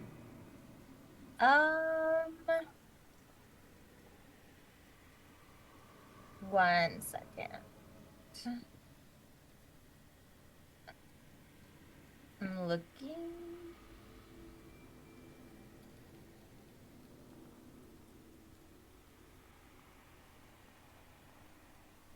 Um,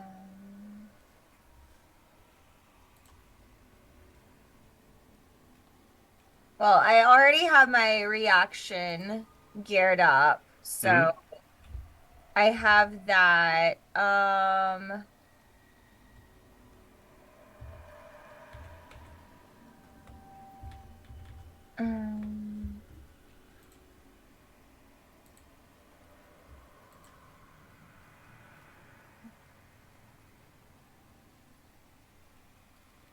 yeah, you know what?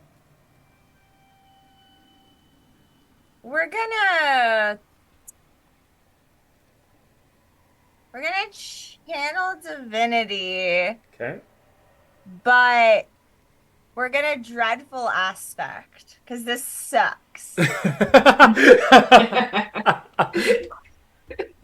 So, as an action, There. creature of your choice that can see you within 30 feet must make a wisdom saving throw. On a failure, the target is frightened of you for 1 minute.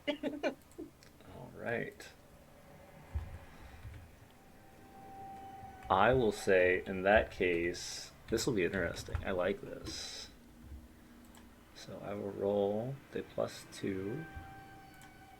Nope. I got a 7. Nope. Nope. Okay.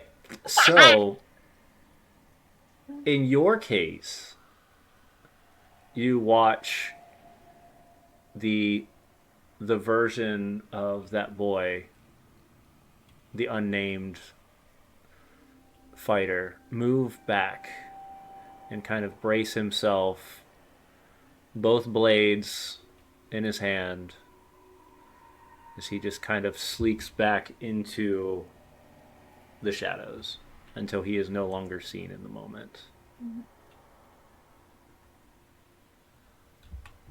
Okay. Uh, Snark. Benji, you're on deck. Remember, you can't use your voice. So Snark can see his nemesis, right? Correct. Within 60 feet? Okay. Yes. Then I will use Hexblade's Curse, which is not a spell but a power. Okay. And I mean that's it. I don't have any other abilities that are bonus actions that would make sense. So Okay. that's it.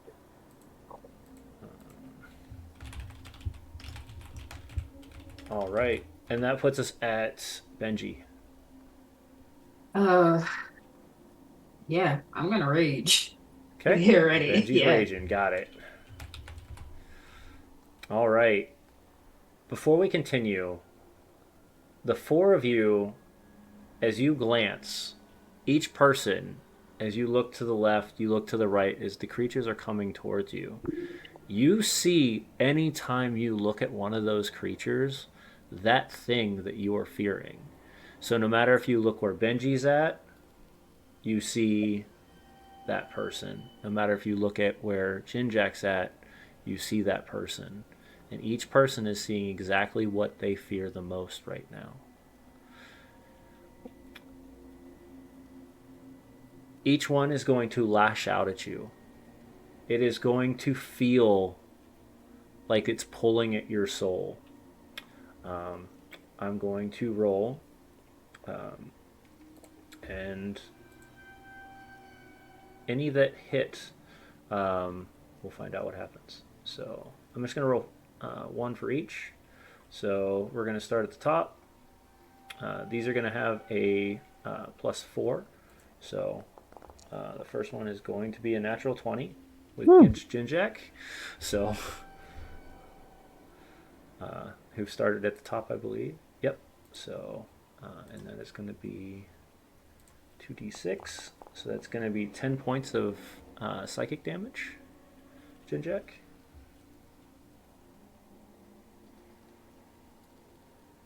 The next one is going to go to Castle. Nope. 14 or 15 doesn't hit. Nope. 20 to Snark. Yep. For 6 points psychic damage. I mouth words. And the 17. Yes. Yes. And 6 points of psychic damage. Since psychic doesn't break away from rage. So Were these physical attacks? they feel physical.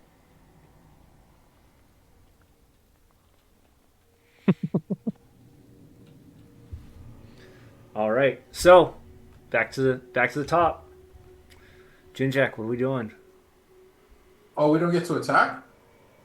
You are. We It's your are. round. They approached. They got into combat, and now it's your guys' round. Oh, okay. Yep. All right.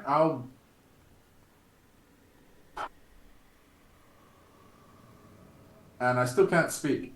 Can't speak. Channel divinity requires speech. It says that I have to pray. So wow, I'm royally screwed here. Well, here's a mace for you. That's about all I can do. Well, hold on. Actually, before I do, is there anything you want to tell them, Elowin, before he starts?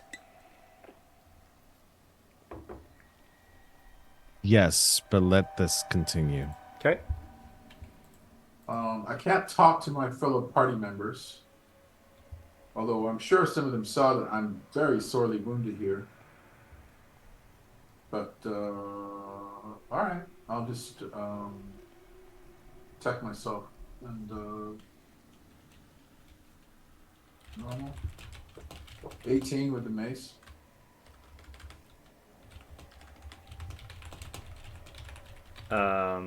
Yep. 18 with mace swings through. Feels like you hit something. I'll tag him for 4. Okay. And I'll say, "Get away from me, you vile, undead, frozen man." And You just see its I maw. sorry, I Just just say that its to jaw myself. just kind of opens is opened up. Its arm broken now, but the hammer is or the axe is just slowly getting closer. Okay, that's it. Okay. Castle, Snark, you're on deck. Um,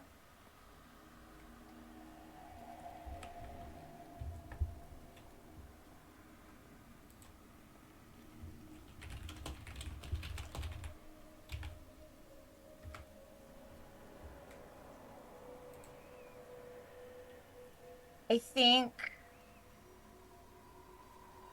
had Castle not listened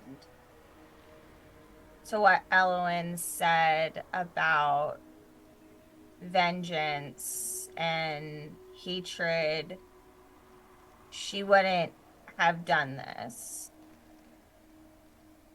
But she knows that she was going to do this regardless, but this time she's doing it for the people surrounding her, not because she has to hurt this person. So, as she has already frightened the thing that she fears most, she's going to try and hurt the thing that she fears most to protect the people she loves most. And she's gonna walk up to it and touch it and inflict wounds on it. Okay.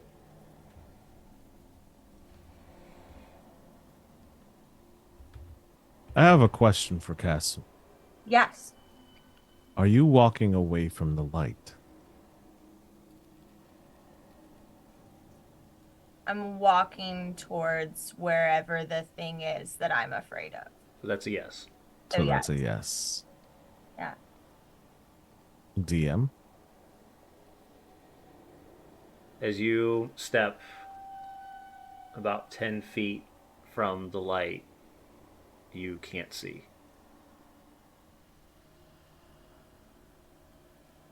You're going strictly on instinct, so this will be at a disadvantage. Okay.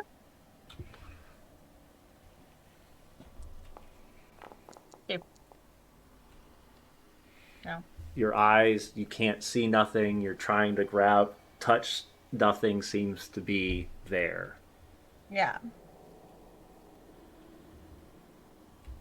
Why so angry?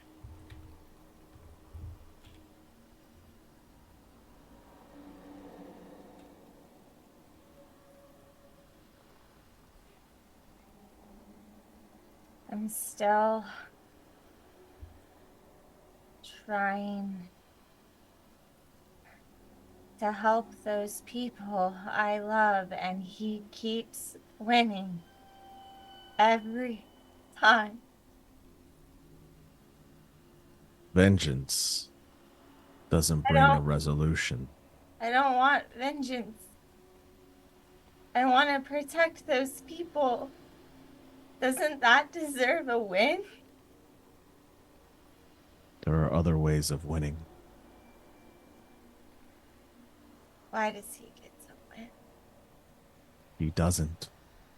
You have the answer you seek.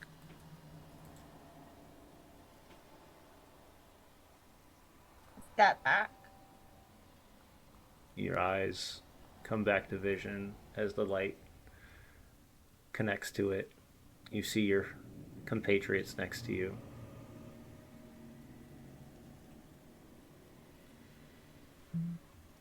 That's Snark, you're up. Benji, you're next. All right. So I see we're not really moving our characters around. It's all kind Right. of Nope. it's like a dream state of a sort, right? Correct. Okay. Um, The image on the because screen that. is just so you guys can see where like everybody's around. Okay. So the one that I used, Hexblade's Curse, has that one been attacked yet? Not that you can tell, no. Okay. So Snark is hoping that the creature he's got that creature's attention as he's potentially a threat. I'm going to attack the one that Jinjak was fighting. And Okay. I'll use booming blade, which thank God does not take require verbal components. So I'll just go ahead and attack with the with the booming blade. And so here's a question for you. I Sure. have a bonus action where I can basically disengage, right, like a thief. Mm-hmm. I want to. His goal is to basically get attention from as many of these shadow creatures as possible to take some heat off of Jinjak, and he knows that Castle's also struggling because she failed in her trial. Does he feel like he can maybe get attention of them by attacking, disengaging, kind of getting in like a central space, threatening, or does he feel too confused? Let me ask you this question. Would Snark be able to engage with four versions of the master? Or would he not be able to handle that? Oh, you mean would he fight them, or would Mm-hmm. they kill him? Would he fight them? He would absolutely. He feels very much like he finally has a family, and he will do anything to protect them right now. Okay. As you turn your back on the one near you and you attack the one in front of Jinjak, roll me your damage. I have to roll a hit, right? What's that? Roll to hit, right? Roll to No, hit. roll me your damage. Oh, nice. Okay. So this first. So I'll be rolling an additional D8 for the booming blade. So here's Okay. regular. Okay, excellent. 12. I'm going to use Fury of the Small to get +2. And then I add a D8 for the booming blade. Excellent. So that's going to be a total of 19, 21 points of damage on that guy. As you strike the one in front of Jinjak, you see the opening, you see the entirety of the room. You see Elowin at the edge.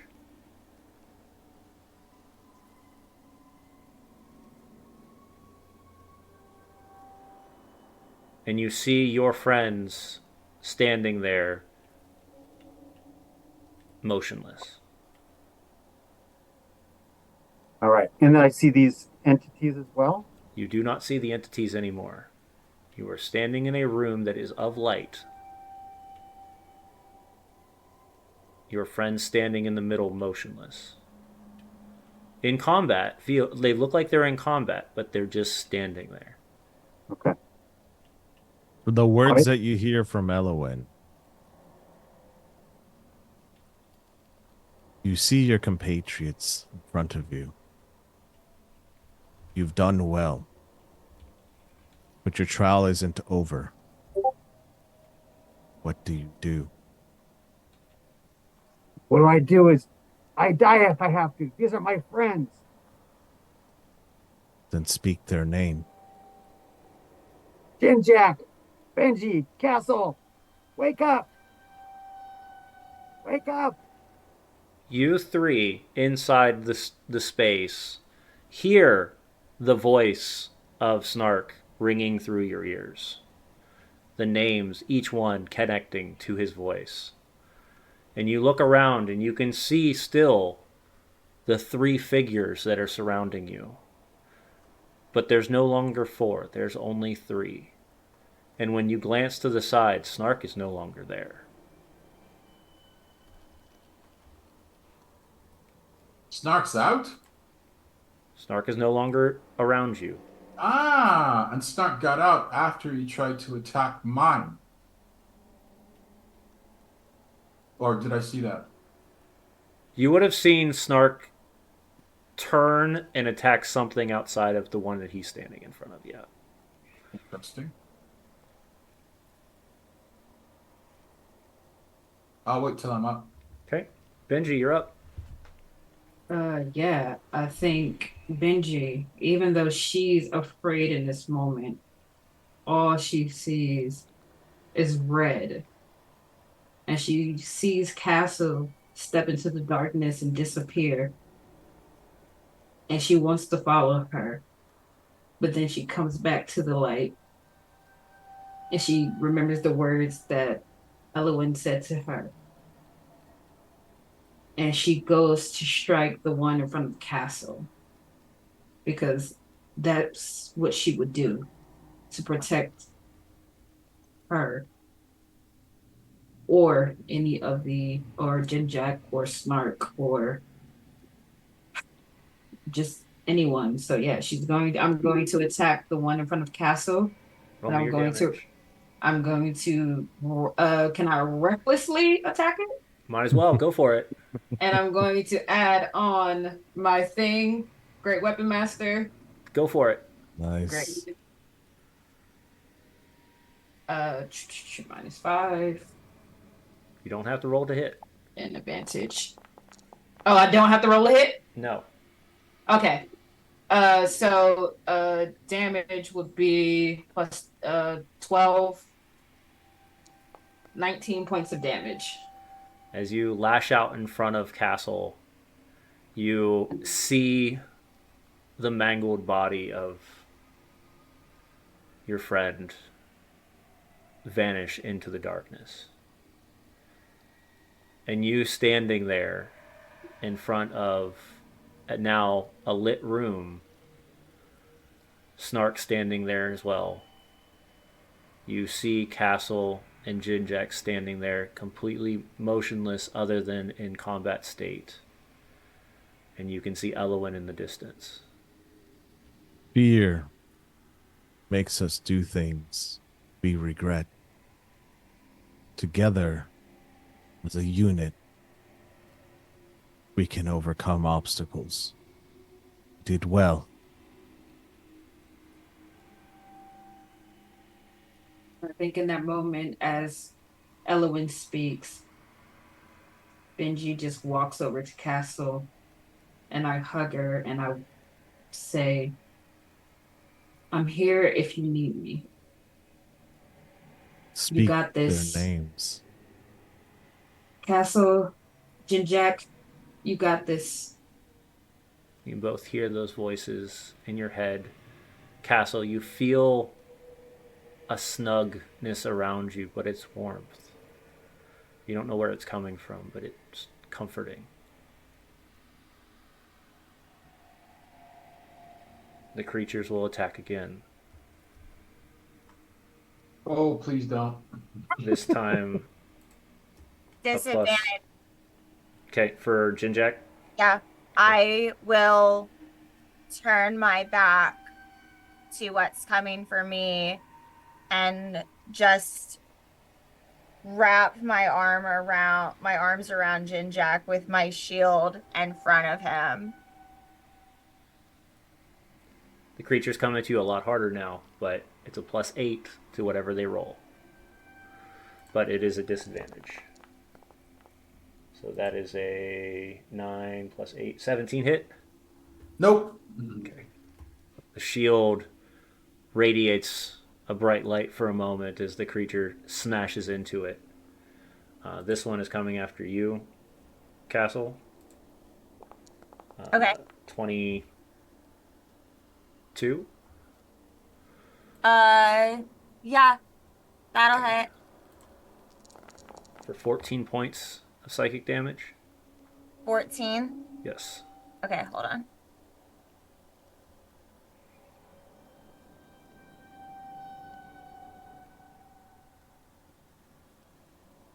You'll hear from the back. And this is directed to Castle. He doesn't win.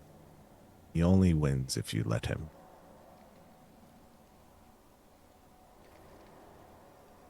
All right, I'm going to um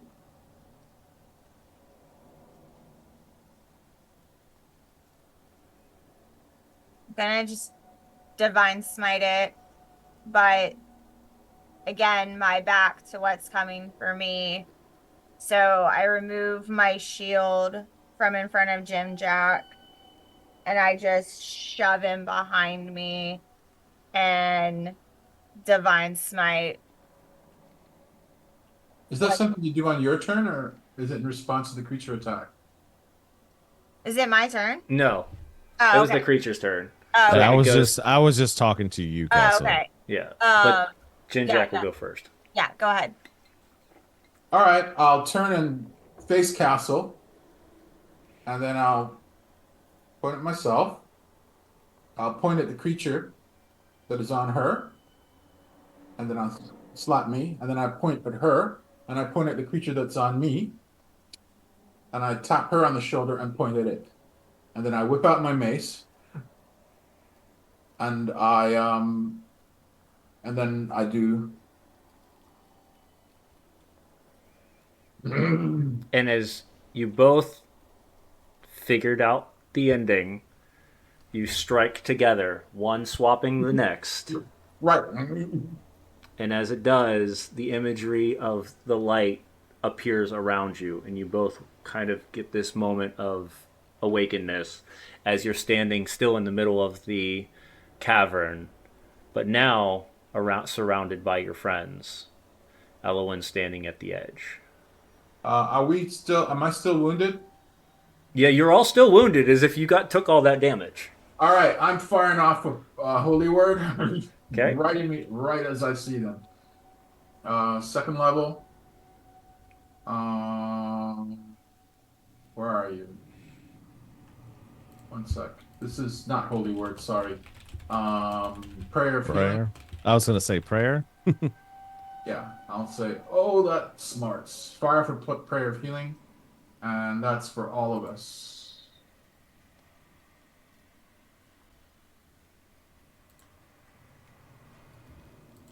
Come on, be better than last time.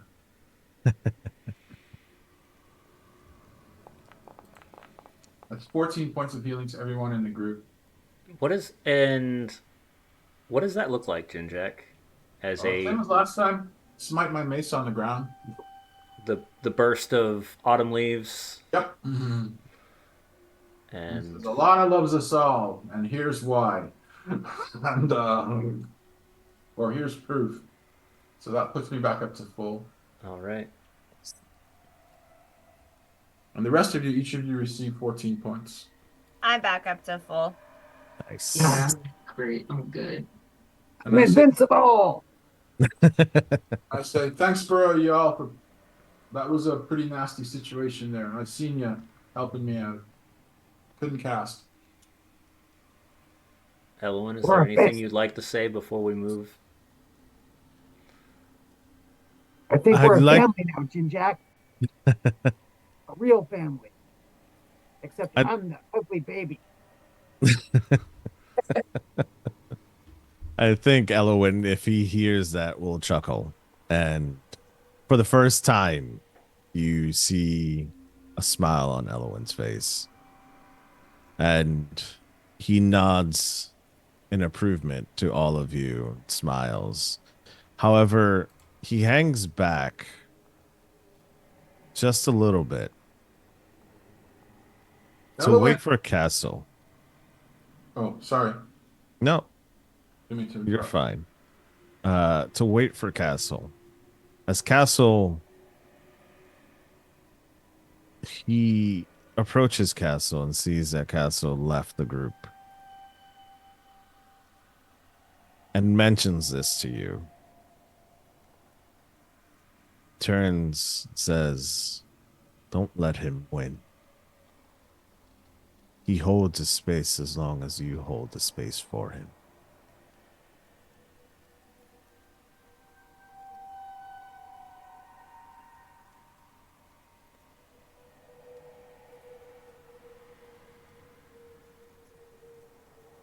Wait, what's going on? He's held that space my whole life.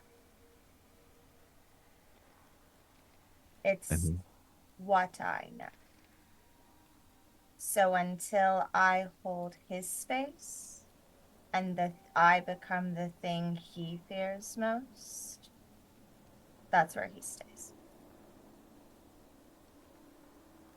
I know something that may help you with that. I mean, after all, he sent me here for information. I'll gladly take what you have to offer. And he walks. Elowin will just bow his head and walk over to. I was gonna say our Chris, our cleric, but it's not Chris. It's Jinjak. Jinjak. He'll walk over to Jinjak and mention the situations that he's been through. But at the end, what you'll hear is continue to be the beacon of light within your group. I'm looking forward to being a beacon. By the way, Elowin, Yes, may I ask you a question? absolutely. And I whispered to him, "Are you alive?" I am. All right, just checking. I'm Velanese, you see, and we're used to ghosts and spirits wandering around. I'm very much alive. And he touches your shoulder. Oh, that don't mean anything. I'm alive. I'm alive. I'm alive. Don't touch me. It's alive. He's Horseshit, he you is know it. he is alive. But he does whisper something into your ear, loud enough only for you to hear it. I may be blind to some things, but not to all. Your aura's bright. Shantea is within us. Oh, I'm And happy to hear that. Especially he'll walk after away. getting such a beating.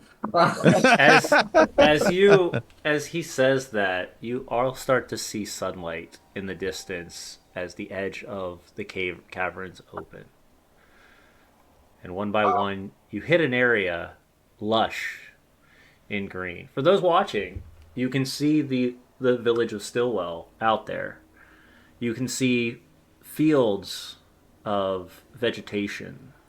You see a beacon that seems to float about 80 feet in the air that seems to give off a natural sunlight. You can see a steam or mist covering most of the area as vents from underneath the ground kind of give off this slight a bit of moisture and steam. You see people very happy, very content with life, walking through their normal days.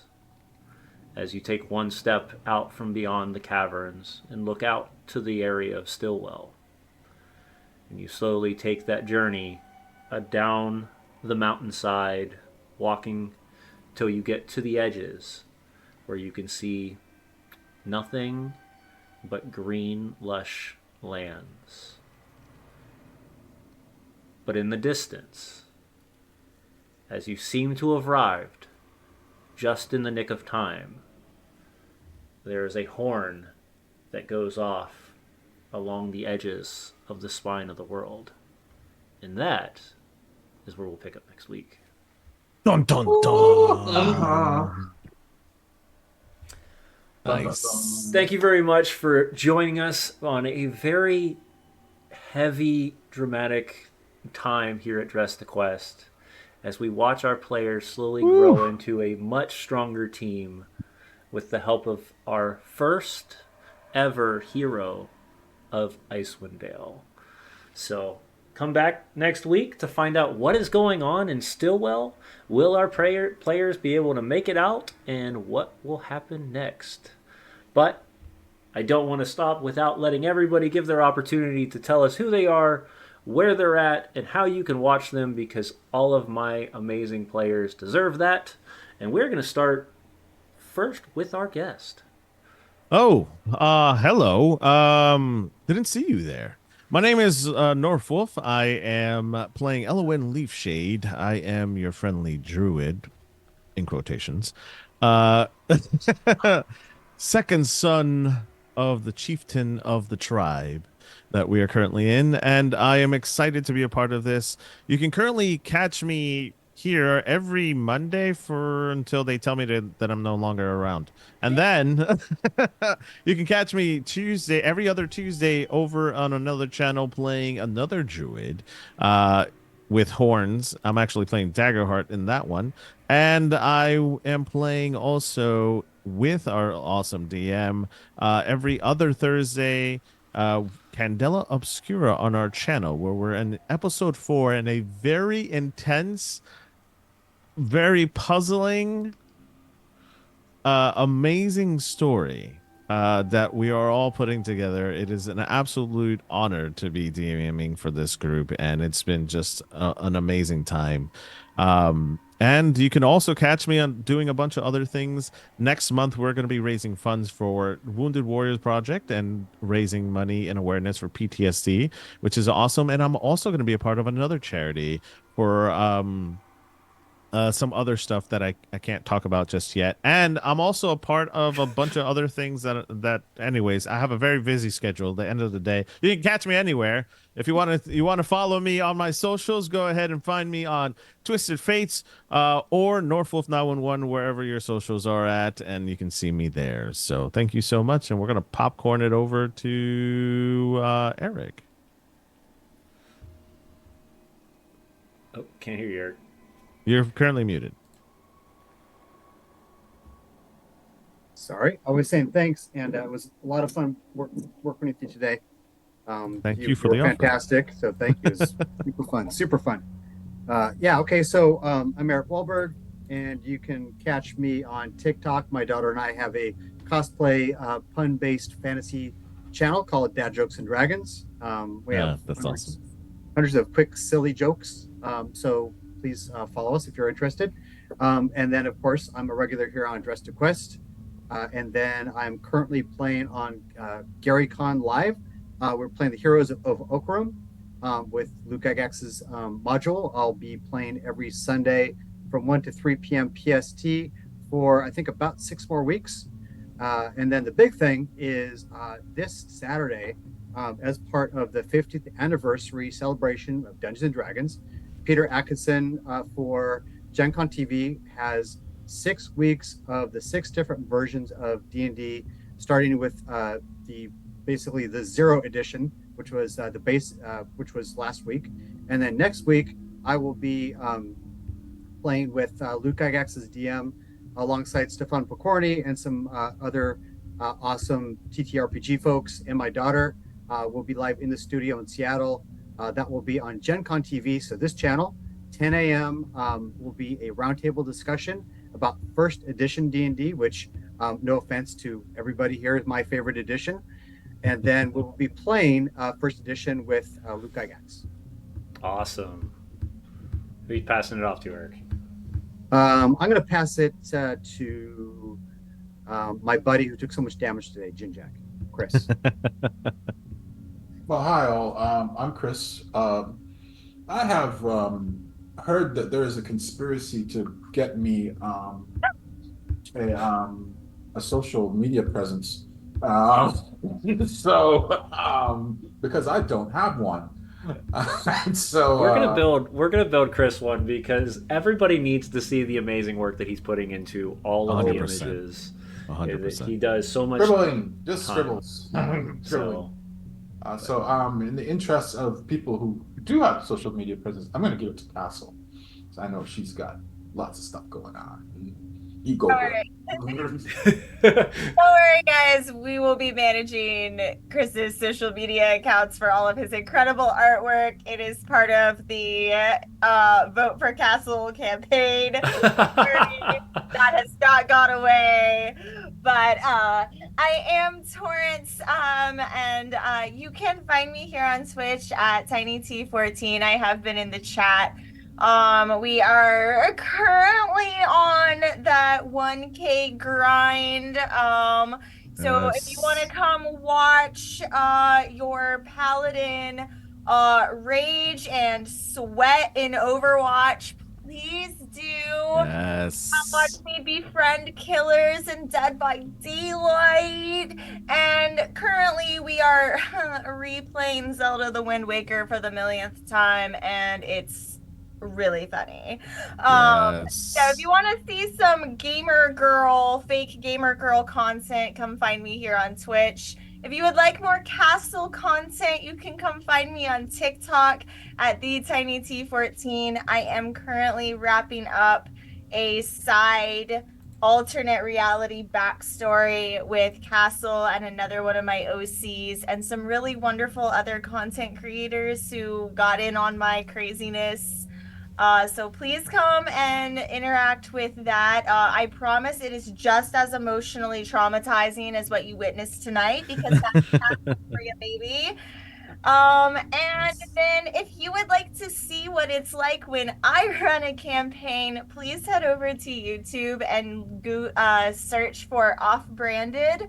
And you can watch me and my players go through the madness that I like to put them through with our current campaign. So that's all the fun things that you can see me doing right now. And I'm going to hand it off to my wonderful barbarian mommy space. Oh wow. Way to put me on the spot. Yeah, that's my wife. Okay. Yes. The best. I'm Space. I will keep this simple. I'm not really on social media right now, but We're gonna fix that with both of these two. no, No, I I'm mean, good. But yeah, I guess you can catch me here every Monday, playing Benji, for Just a Quest. And if you want to see more Murder Mommy, just tune in on Mondays. Yeah, in space, I'm just gonna go ahead and put your phone number in the chat for people. No, please don't. Please don't put my phone number. Would like Murder Mommy to crush you. Press 1. Press one now. we'll do a video or a phone operator call for it. So it's like Would like Murder Mommy to slash you. Press 2. 2. If you'd like to be stepped on, press 3. If you need help, If you need help, press 0. don't push anything because she's not coming to help. All right. Well, oh my goodness, I am just honored to be a part of this amazing show and with these amazing players. I, of course, am your host, Game Master, Tavern Keeper, Tabletop Misfits. You can find us every week here on Monday nights for Dress to Quest. If you want to listen to me banter like a normal crazy person, you can find me over on my channel at Tabletop Misfits, where I bring guests in every week. This week we will have our special guest will be the Grouch Couch, which is kind of like D&D meets Adult Swim. So Nice. It'll be interesting. I'm not gonna lie. And then every other week I have the opportunity and the privilege to go play Candela Obscura with an amazing crew ran by our wonderful Lightkeeper, who is our guest tonight. Otherwise, you can find me on all the social medias where you can keep updated with all this information on Dress to Quest, Tavern Talks, and other shows that I'm working on. And along with Northwolf here, I will also be running a special Tavern Talks at the beginning of June with Operation Tabletop, and then at the end of June with a roundtable of amazing people who are both veterans and tabletop players, including some special guest potentials. So tune in, keep an eye out for on all the social medias, and thank you once again for coming to join Dress to Quest. See you guys next week.